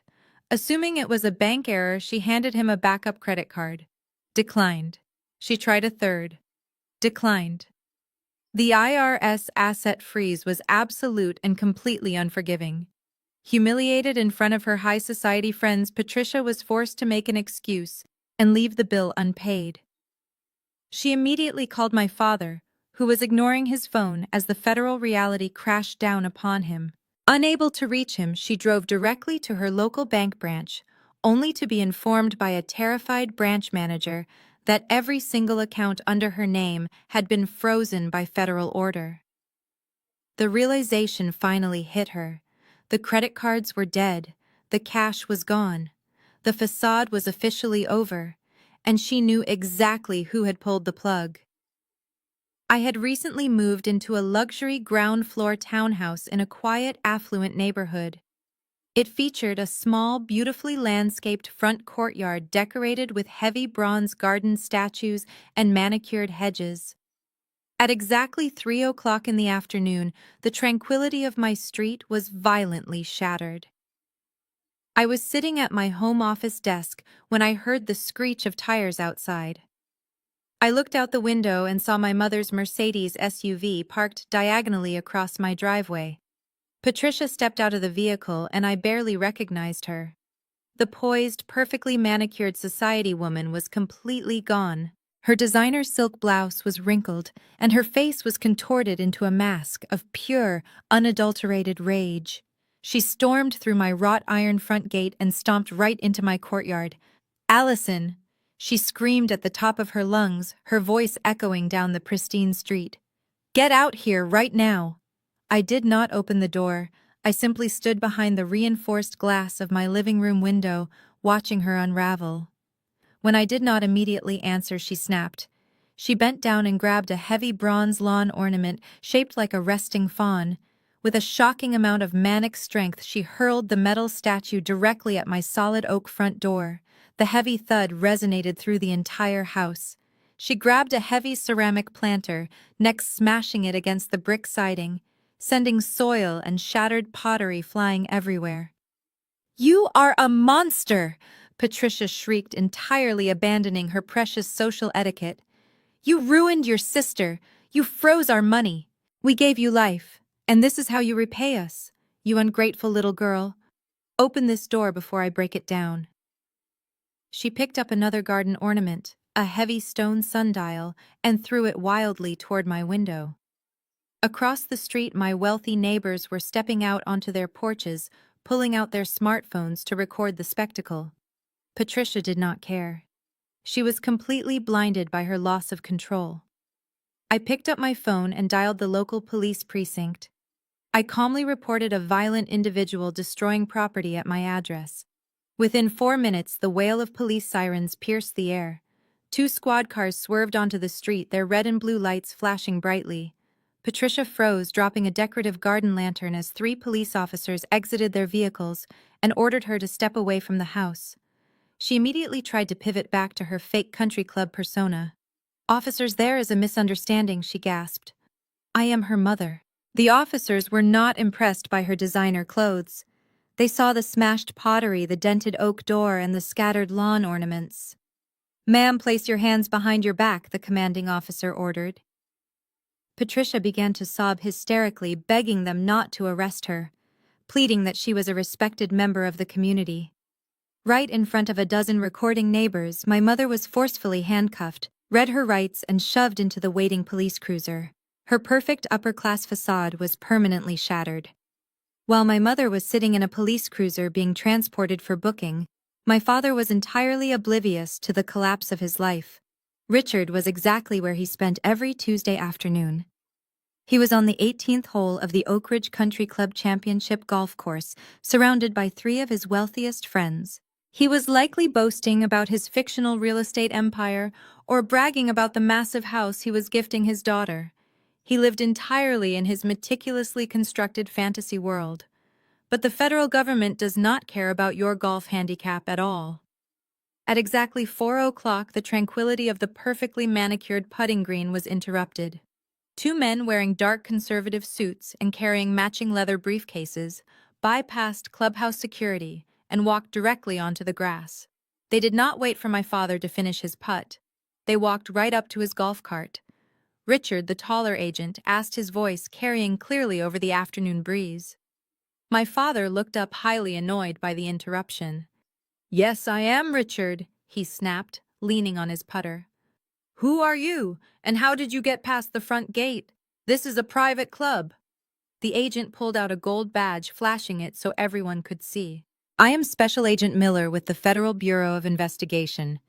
We are serving you with a formal federal indictment for felony wire fraud conspiracy to commit bank fraud and aggravated identity theft." The agent pulled a thick stack of legal documents from his briefcase and pressed them directly into my father's chest. "You are required to appear in federal court on Monday morning for your arraignment. Do not attempt to leave the state. Have a good afternoon." The agents turned and walked away, leaving my father standing paralyzed on the green. His wealthy friends, the men he had spent decades trying to impress, stared at him in stunned silence. The heavy legal documents slipped from his trembling hands and scattered across the grass. The words wire fraud and identity theft echoed loudly enough for nearby caddies to hear. In a matter of 60 seconds, his pristine reputation, his most prized possession, was completely obliterated. He was exposed as a common criminal in front of the very society he worshipped. I did not witness this scene in person, but I heard all about it exactly 20 minutes later when my cell phone rang. I was still sitting at my home office desk, watching the tow truck haul my mother's abandoned SUV out of my driveway. The caller identification flashed with my father's number. I did not answer, letting it go straight to voicemail. I waited 5 minutes for the recording to process, poured myself a fresh glass of sparkling water, and pressed play. The voicemail was a fascinating psychological study of a narcissist rapidly losing total control. It started with blinding, violent rage. "Allison, you vindictive, ungrateful little witch." His voice boomed through the speaker, breathless and panicked. "I just got served by the FBI at the club. The entire board saw it. You have ruined my life. I am going to destroy you for this. I will sue you for defamation. I will make sure you lose your accounting license and never work in this city again. You are going to pay for what you did to this family." Then there was a heavy pause. I could hear the sound of a car engine starting, followed by a shaky, ragged breath. When he spoke again, the aggressive tyrant was gone, replaced by a pathetic, terrified old man realizing the absolute gravity of his situation. "Please, Allison." His voice cracked, sounding small and desperate. "Please call me back. I do not understand what is happening. Your mother is not answering her phone. Jamal is not answering his phone. My debit card was declined at the clubhouse bar. I have absolutely no money to hire a defense attorney. You cannot let me go to federal prison. I am your father. I am an old man. I will do whatever you want. I will sign the house over to you. Just please call the agents and tell them you made a mistake. Tell them you signed the mortgage. I am begging you. Please help your daddy." I sat perfectly still, listening to the recording until the system announced the end of the message. I did not feel a single ounce of pity. He was not sorry for stealing my identity. He was only sorry he got caught in front of his golf buddies. I saved the voicemail to the secure folder I shared with Special Agent Miller. Then, just as I had done with my sister, I blocked his number permanently. The silence in my house was absolutely beautiful. The silence in my house was absolutely beautiful. For the next 48 hours, I completely immersed myself in my work, letting the federal justice system do the heavy lifting. I assumed the impending criminal charges, frozen bank accounts, and public humiliation would force my family to retreat into hiding. I expected them to cancel their extravagant social engagements, call a public defender, and start packing up the house they were about to lose. I severely underestimated their absolute commitment to their delusions. On Thursday evening, I was pouring a glass of Pinot Noir when my phone chimed with a new email. It was a forwarded message from my Aunt Susan. Susan had spent the weekend attacking me on social media, but her tone had completely shifted. The subject line read, "Please tell me this is a joke." I clicked open the email. Attached was a highly stylized, digitally animated invitation for Courtney's luxury baby shower. It was scheduled for this upcoming Saturday afternoon. The location was listed as my parents' Connecticut estate. I read Aunt Susan's attached message. Allison, she wrote, I just heard a rumor at the country club that Richard was arrested on the golf course, and Jamal spent Tuesday night in a federal holding cell. Yet Patricia just texted me asking if I'm still attending the shower and strongly implying that cash gifts are preferred. What on earth is actually going on? Are you going to this party? I stared at the screen, genuinely astounded by their sheer audacity. The IRS had frozen every single legitimate penny they had access to.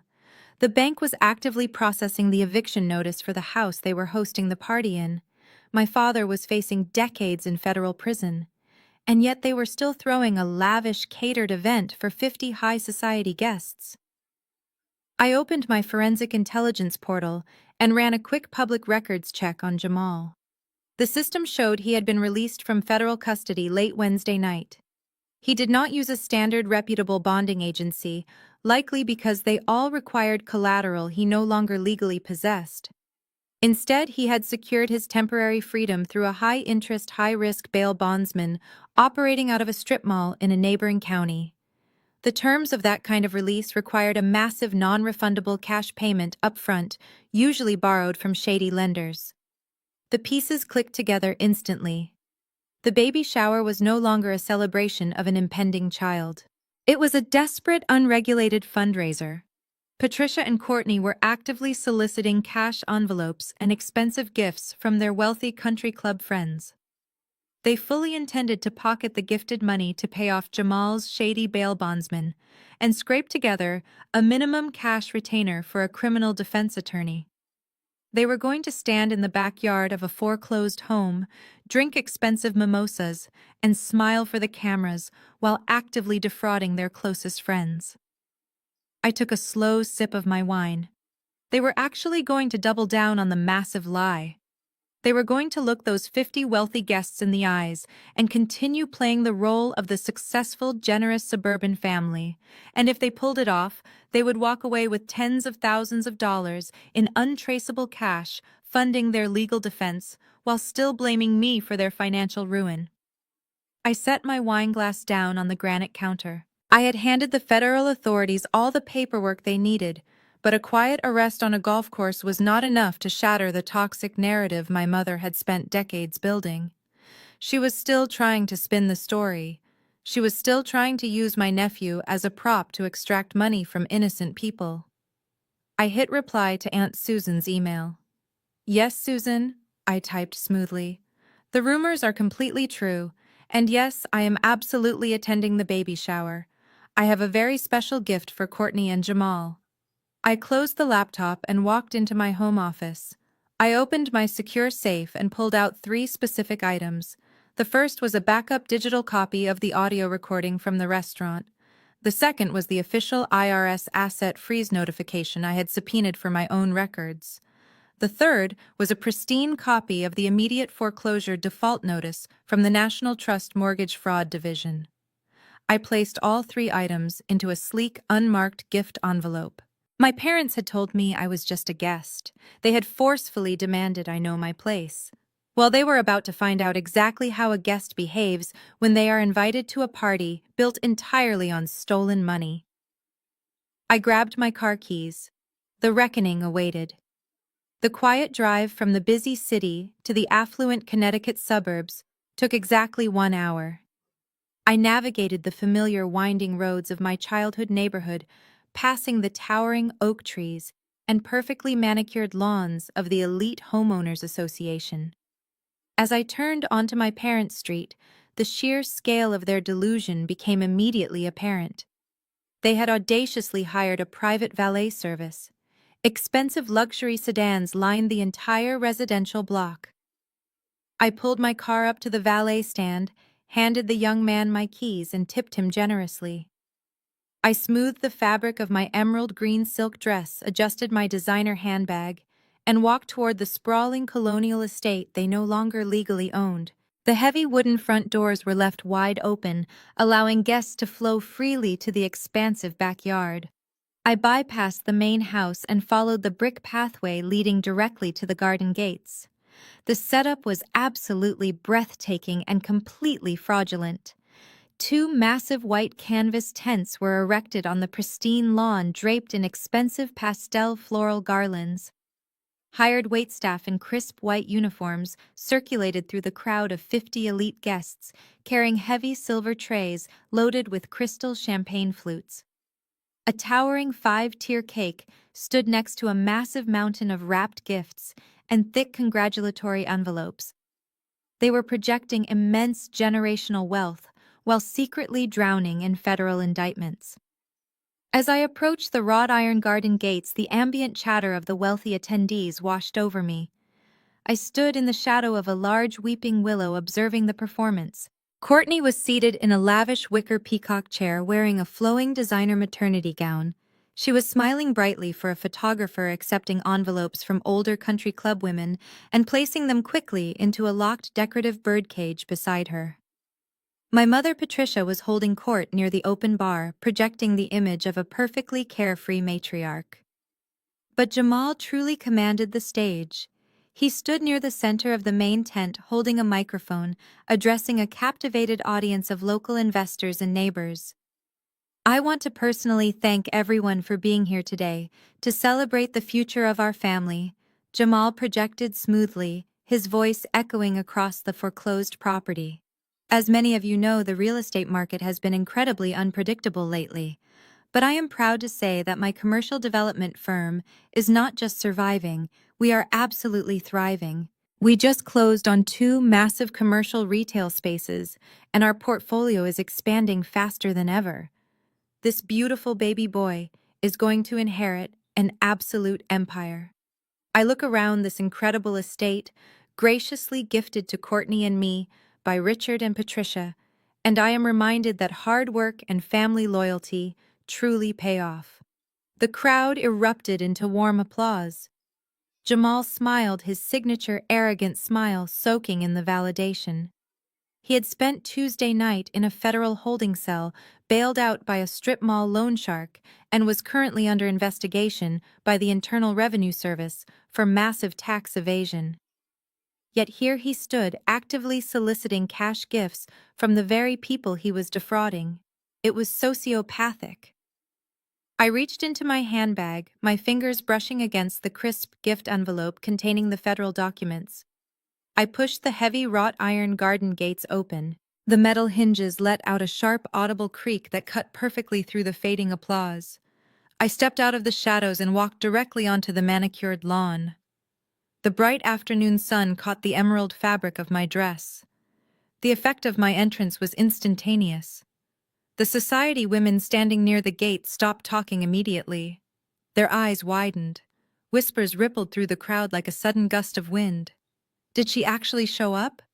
Is that Allison? The wealthy neighbors who had read my mother's tear-jerking Facebook post stared at me with a mixture of shock and morbid curiosity. I kept my posture perfectly straight, my expression entirely unreadable, and walked straight toward the center of the party. My father Richard was conspicuously absent, likely hiding inside the house frantically calling attorneys who demanded retainers he could no longer afford. My mother noticed the sudden shift in energy. Patricia turned her head, her fake smile freezing completely as she locked eyes with me. The crystal champagne flute in her hand trembled visibly. Courtney stopped posing for the photographer, her hands instinctively flying to her stomach. But Jamal had the most dramatic reaction. He was still holding the microphone when he saw me approaching the main tent. His confident posture completely collapsed. The color drained entirely from his face. He lowered the microphone, the feedback whining sharply through the speakers. The entire garden fell into a heavy, suffocated silence. I had their undivided attention. The heavy, suffocated silence hung in the warm afternoon air. I continued my steady, deliberate walk across the manicured lawn. The wealthy country club members and homeowners association executives instinctively parted like the Red Sea, creating a clear path directly to the main catering tent. Their eyes darted between me and my mother, sensing the explosive tension that was about to shatter their polite afternoon gathering. Patricia was the first to snap out of her paralyzed state. The survival instincts of a cornered socialite kicked in. She quickly handed her crystal champagne flute to a passing waiter and marched directly toward me, her heels sinking slightly into the soft grass. She arranged her face into a tight, strained smile for the benefit of the watching audience, but her eyes were filled with absolute venom. She intercepted me halfway to the tent, stepping directly into my path and grabbing my upper arm with a bruising grip. "Allison," she hissed. Her voice dropped to a frantic, vicious whisper meant only for my ears. "What on earth are you doing here? You have absolutely no right to be here. Turn around and walk back to your car right now before I call the police and have you physically removed." I looked down at her hand gripping my arm.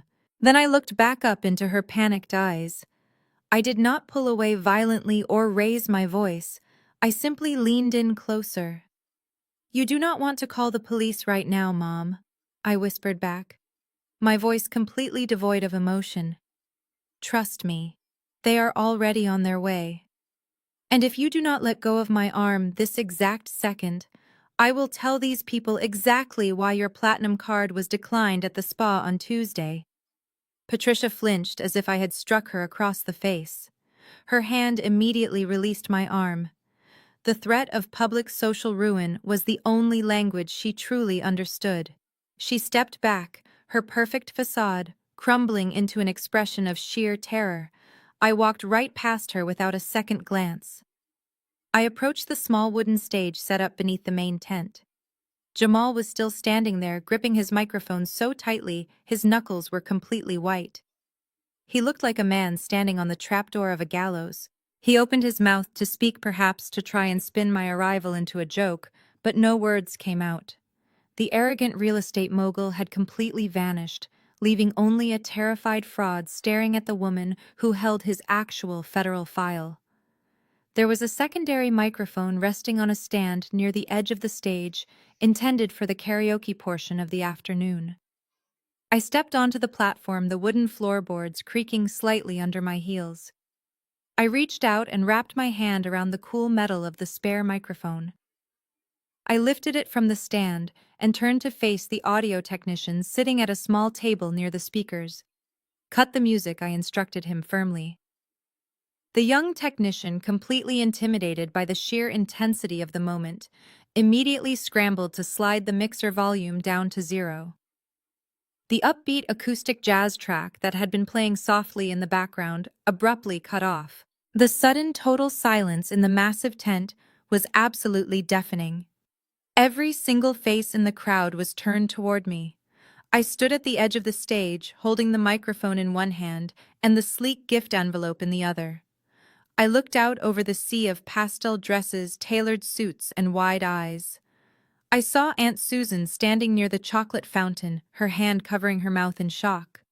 I saw the Homeowners Association president holding a neatly wrapped gift box. And I saw Courtney still sitting in her lavish peacock chair, trembling visibly as she realized the massive lie was about to be dragged into the unforgiving daylight. I brought the microphone to my lips. "Good afternoon, everyone," I said, my voice projecting loud and crystal clear across the entire garden, bouncing off the brick facade of the foreclosed house behind us. "My name is Allison. I am Courtney's older sister. I know my arrival is a bit unexpected, especially since my mother recently informed many of you that I had cruelly abandoned my family." The crowd shifted uncomfortably. A few guests exchanged nervous glances. I stepped forward, holding up the crisp envelope so everyone could see it. "I brought my gifts today." I continued, my tone entirely steady and resolute. "But before you hand over any more envelopes of cash or celebrate this beautiful estate my family claims to own, I think everyone should know exactly what they are actually celebrating here today with us." I did not yell. I did not let a single ounce of anger bleed into my voice. The power of my position came entirely from the absolute unshakable truth. I looked directly at the crowd, meeting the eyes of the people my mother had manipulated just days prior. "Mom, Dad, I projected clearly, my voice ringing through the pristine white tent. You told everyone here that I abandoned you on Christmas. You went on social media and told our extended family that I was a heartless, ungrateful daughter who refused to help her aging parents and her pregnant sister during a time of need. You painted a beautiful picture of yourselves as the tragic victims of my sudden, inexplicable cruelty. A collective murmur rippled through the seated guests. Aunt Susan shifted uncomfortably, clutching her expensive designer purse. I kept my posture perfectly straight and continued. But you conveniently forgot to mention exactly why I walked away. You forgot to tell your country club friends that 3 years ago you actively stole my identity. You forged my signature on federal closing documents to illegally take out a $1,500,000 mortgage on this exact house. The crowd let out an audible collective gasp. Several women brought their hands to their mouths in pure shock. I turned my gaze directly toward Jamal, who was frozen on the wooden stage just a few feet away. "And you did it," I said, pointing directly at him to secretly fund Jamal's completely disastrous commercial real estate and cryptocurrency scams. That was the absolute breaking point. The sophisticated facade Jamal had desperately tried to maintain completely shattered. He let out a furious guttural shout. "Shut your mouth!" he roared, abandoning any pretense of the wealthy businessman he claimed to be.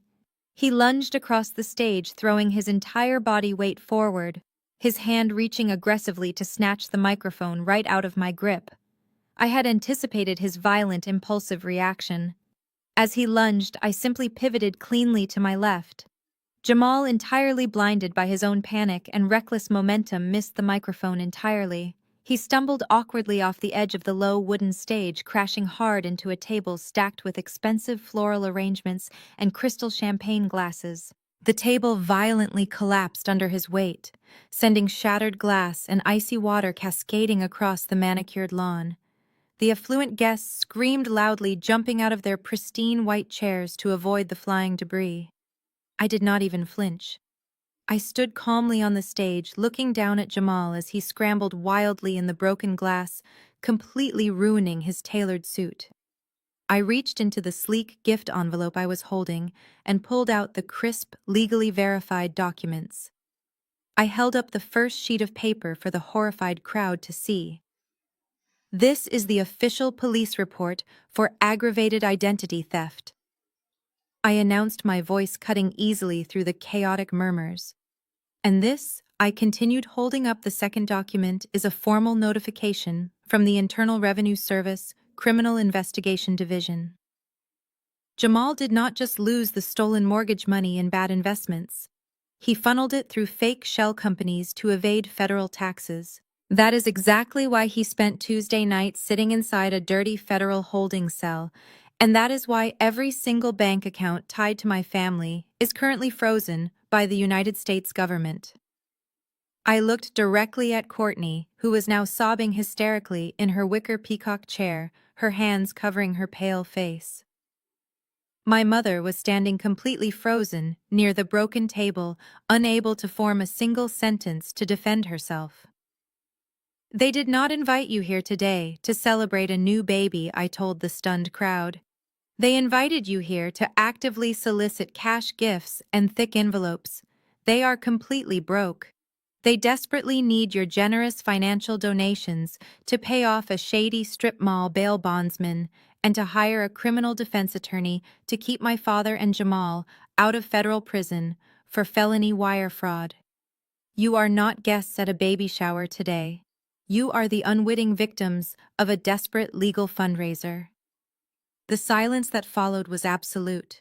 The wealthy neighbors, the homeowners association, executives, and the country club elite stared at my family with unmasked disgust.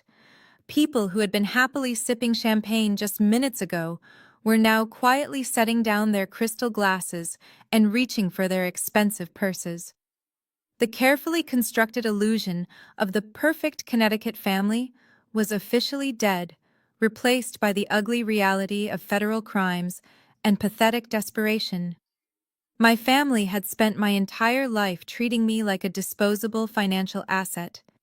Now, They were finally experiencing the devastating consequences of their own unforgivable actions.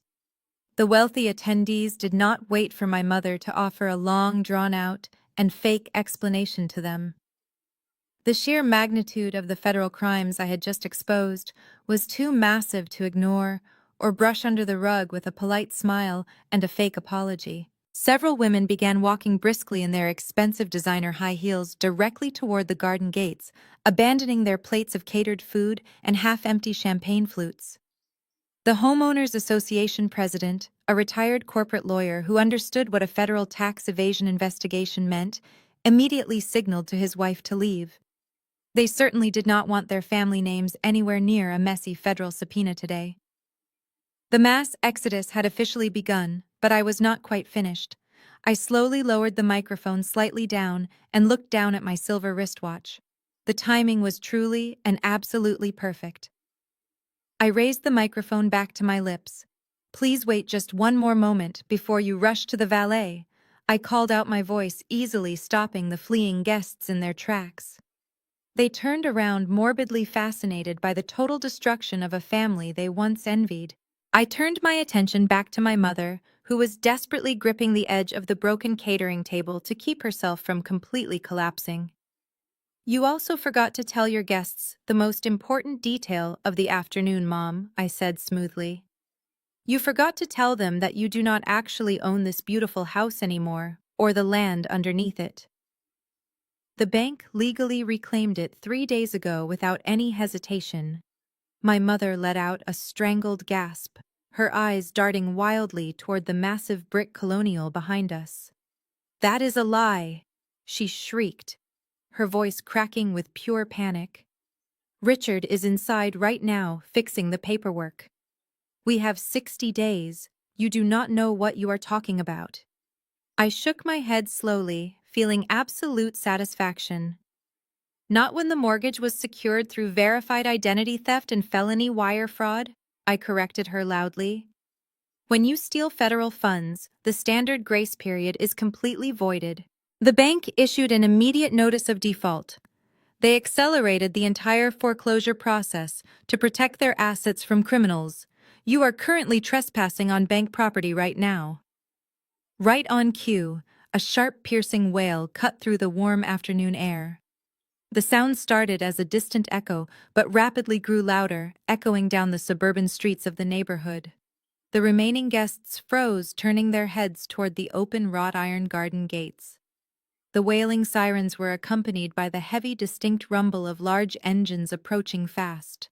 The private valet attendant standing out front began shouting in confusion, scrambling to move the parked luxury sedans out of the way. The heavy tires screeched against the asphalt directly outside the property line. 3 county sheriff utility vehicles abruptly turned off the main street and drove right through the open front gates. They did not park neatly in the circular driveway. Instead, the heavy black and white trucks rolled straight over the meticulously manicured front lawn, crushing Patricia's prized rose bushes beneath their thick tires. They bypassed the main house entirely and drove right onto the backyard grass, stopping just a few feet away from the pristine white catering tents. Their bright red and blue emergency lights flashed violently, casting a chaotic strobing glare across the terrified faces of the high society guests. The sheer physical reality of law enforcement vehicles parked on the grass shattered whatever fragile composure my family had left. Courtney let out a blood-curdling scream, jumping out of her wicker peacock chair and completely abandoning the locked birdcage full of stolen cash envelopes. Jamal, still covered in spilled water and broken crystal from his humiliating fall, scrambled to his feet. His primal survival instincts kicked in, overriding any remaining shreds of his fake bravado. He looked frantically at the heavy wooden fence bordering the back of the property, clearly calculating his chances of outrunning a federal arrest warrant. The heavy metal doors of the utility vehicles swung open simultaneously. 6 heavily armed local county sheriffs stepped out onto the lawn. They were not wearing dress uniforms meant for a casual visit. They were wearing dark tactical vests, their hands resting deliberately on their heavy utility belts. The lead deputy, a tall man with a severe expression, held a thick wooden clipboard tightly in his left hand. He scanned the chaotic scene under the white catering tents, his sharp eyes quickly bypassing the panicked country club members and locking directly onto Jamal. The federal justice system had officially arrived to collect its massive debts, and there was absolutely nowhere left for my toxic family to hide today. The lead deputy stepped heavily forward, his thick boots crunching onto the broken glass and spilled water where Jamal had fallen just moments before. He raised the wooden clipboard unbothered by the collective gasp of the remaining high society guests, who were now pressing themselves against the edges of the white canvas tent. "Are you Jamal?" the deputy asked, though his tone made it clear it was not an actual question. He already had the physical description and the federal photograph. Jamal opened his mouth to speak, but only a pathetic, breathless sound escaped his throat. He looked wildly around the garden, his eyes darting toward the open side gate, desperately calculating a frantic escape route. "Do not even think about it," the deputy warned coldly, resting his hand firmly on his utility belt. The deputy unclipped a thick stack of neon orange legal documents from his board. "I am serving a court-ordered writ of possession on behalf of the National Trust Mortgage Fraud Division," he announced, his voice booming over the whispers of the crowd. "This property has been legally reclaimed by the bank, effective immediately, due to confirmed fraudulent origination. Every single person currently standing on this lot is trespassing and must vacate the premises within the next 60 minutes. If you are not off the grass in an hour, you will be arrested." Courtney let out a sharp, hysterical wail, falling to her knees on the pristine lawn. Patricia covered her face with both hands, her diamond rings catching the strobing red and blue lights of the police cruisers. But the deputy was not finished. He dropped the orange papers onto the grass and pulled out 2 crisp white documents. "Furthermore, Jamal," he continued, his voice dropping an octave, "I hold an active federal arrest warrant issued by the United States District Court. You are being charged with felony wire fraud conspiracy to commit bank fraud and massive federal tax evasion." 2 heavily armed deputies immediately stepped past the frozen guests, flanking Jamal on both sides.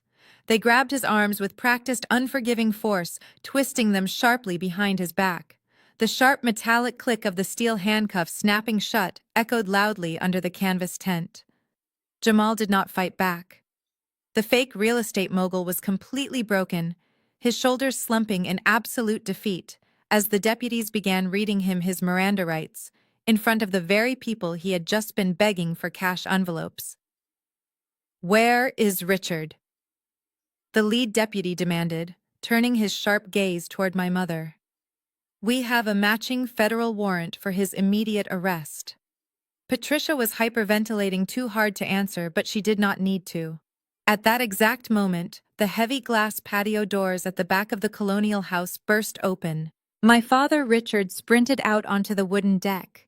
He was no longer wearing his expensive country club polo shirt. He was wearing a rumpled travel jacket and frantically clutching a heavy leather briefcase to his chest.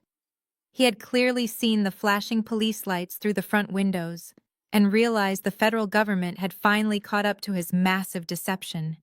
He froze on the deck, his eyes locking onto the 6 armed sheriffs and Jamal standing in handcuffs. Panic consumed him entirely.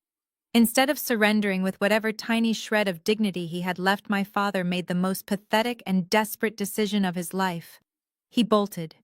He threw himself off the wooden deck and sprinted across the backyard, heading blindly toward the heavy wooden fence at the far edge of the property line. "Stop right there!" a young athletic deputy shouted, immediately launching into a dead sprint after him. My father was 60 years old and spent his days riding in golf carts. He was absolutely no match for a highly trained law enforcement officer. He did not even make it halfway across the lawn. The pursuing deputy closed the distance in mere seconds, launching his body forward. He hit my father square in the back with the force of a freight train. The impact sent them both flying aggressively forward directly into the massive dessert table set up for the baby shower. They crashed violently into the wooden table legs. The entire structure collapsed under their combined weight. the towering five-tier cake, the expensive chocolate fountain, and dozens of crystal platters shattered completely. My father hit the grass hard, covered head to toe in blue frosting, melted chocolate, and dirt. His leather briefcase popped open, sending dozens of his fake legal documents flying into the wind. The young deputy quickly pinned Richard face down into the ruined cake, pulling his arms back and securing the handcuffs tightly around his wrists. "Do not move," the deputy growled, brushing chocolate off his own tactical vest. The affluent guests, the ones my parents had spent decades trying to impress, stood in a tight circle holding their smartphones, eagerly recording every single second of my father's ultimate public humiliation. The flashing lights of the smartphones illuminated my father as two deputies hauled him up from the ruined dessert table. Richard was breathing heavily, his face completely smeared with blue vanilla frosting and dark chocolate. The arrogant patriarch who had confidently toasted to his own fake generosity on Christmas Eve was now a pathetic handcuffed criminal covered in cake and dirt. He refused to look at the recording guests, hanging his head in absolute shame as the deputies marched him toward the waiting police cruisers. The sheer visual reality of Richard and Jamal standing in handcuffs finally broke the spell Courtney had been under. The fragile, stressed, expectant mother routine vanished entirely, replaced by a vicious, self-serving fury. She pushed herself up from the grass, ignoring the ruined hem of her designer maternity gown, and stomped directly over to where Jamal was being held by the officers. She did not ask if he was okay. She did not offer him a tearful goodbye.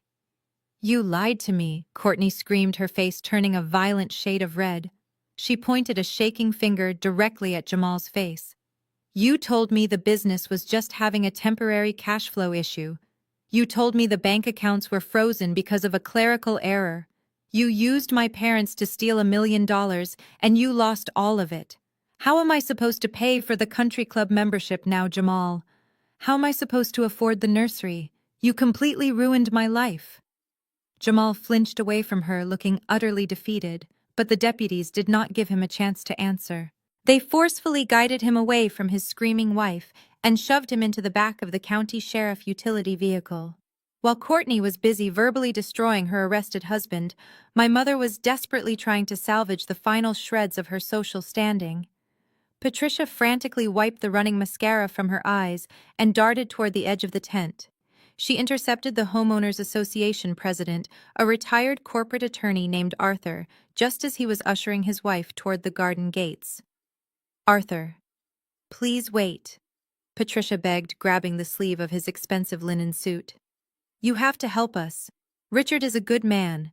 This is all a terrible misunderstanding with the bank. Please, you know all the best defense lawyers in the city. Just write us a small bridge loan to cover the retainers. We are good for it. I promise you we are good for it." Arthur looked down at her hand, gripping his sleeve with an expression of pure, unadulterated disgust. He firmly pulled his arm away, smoothing the wrinkled fabric. "You are not good for anything," Patricia, Arthur said, his voice dripping with icy contempt.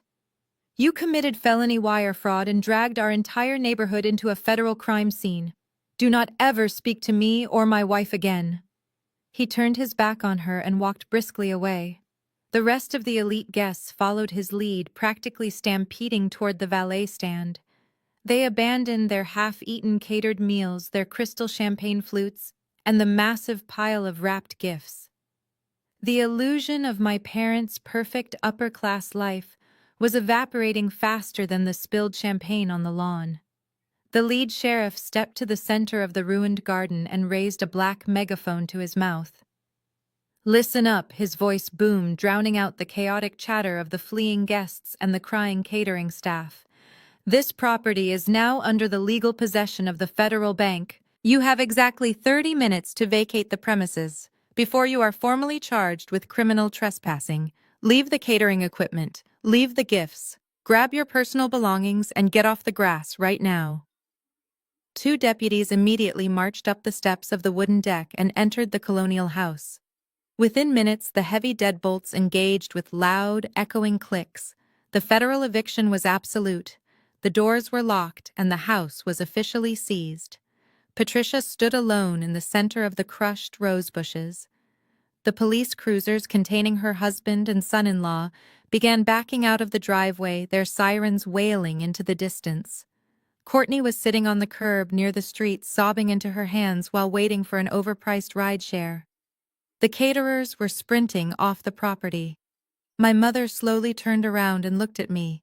She had absolutely nothing left. Her bank accounts were frozen, her husband was going to federal prison, her social circle despised her, and she was currently homeless. Tears streamed down her ruined face as she took a hesitant step toward me. "Allison," she sobbed, her voice cracking with absolute pathetic desperation. "The bank locked the doors. We cannot even get our clothes. Where are we supposed to go?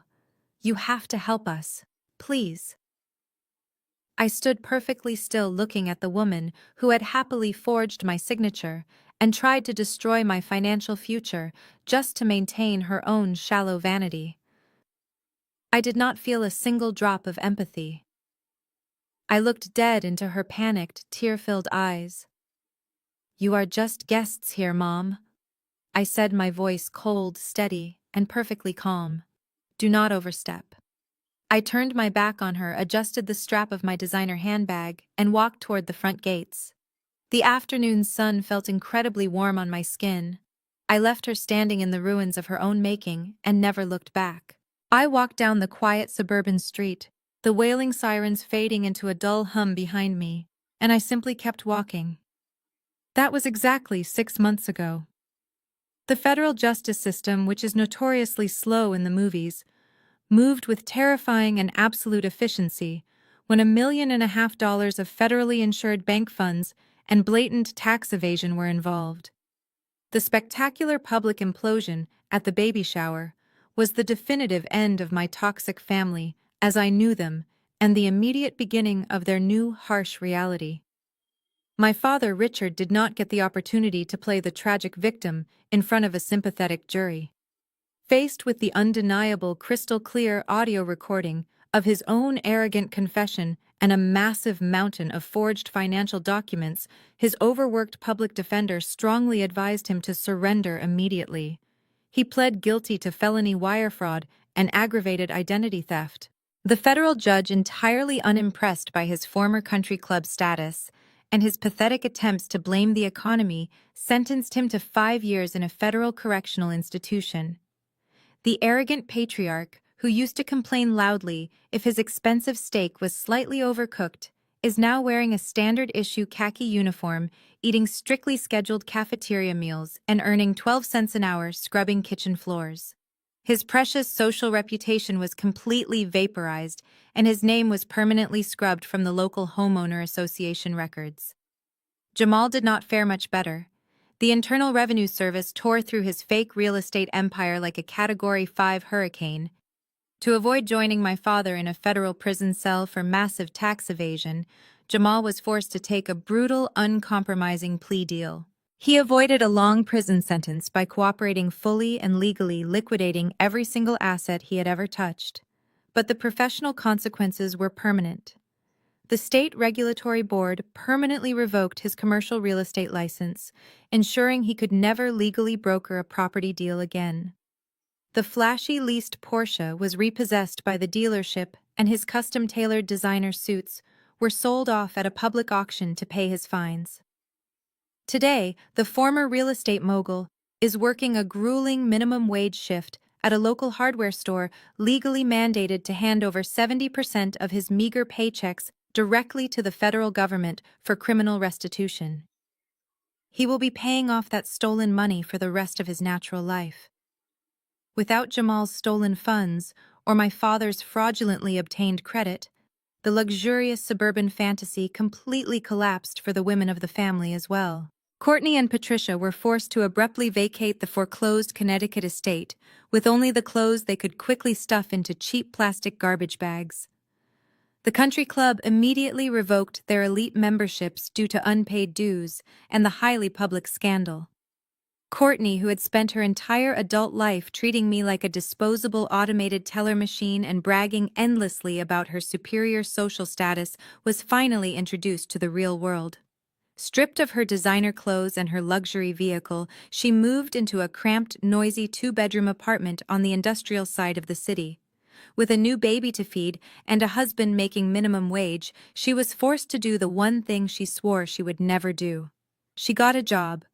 The entitled woman who demanded a $10,000 check for a custom nursery is now working 40 hours a week scanning groceries at a local discount supermarket, clocking in and out just to keep the lights on. My mother lives on their uncomfortable stained living room sofa, entirely stripped of her diamond rings, and forced to babysit while her favorite daughter works the cash register. As for me, the narrative took a drastically different turn.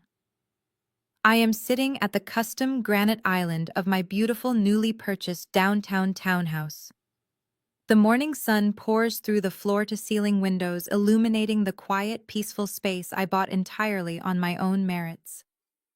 I take a slow sip of my black coffee, enjoying the rich, bitter blend.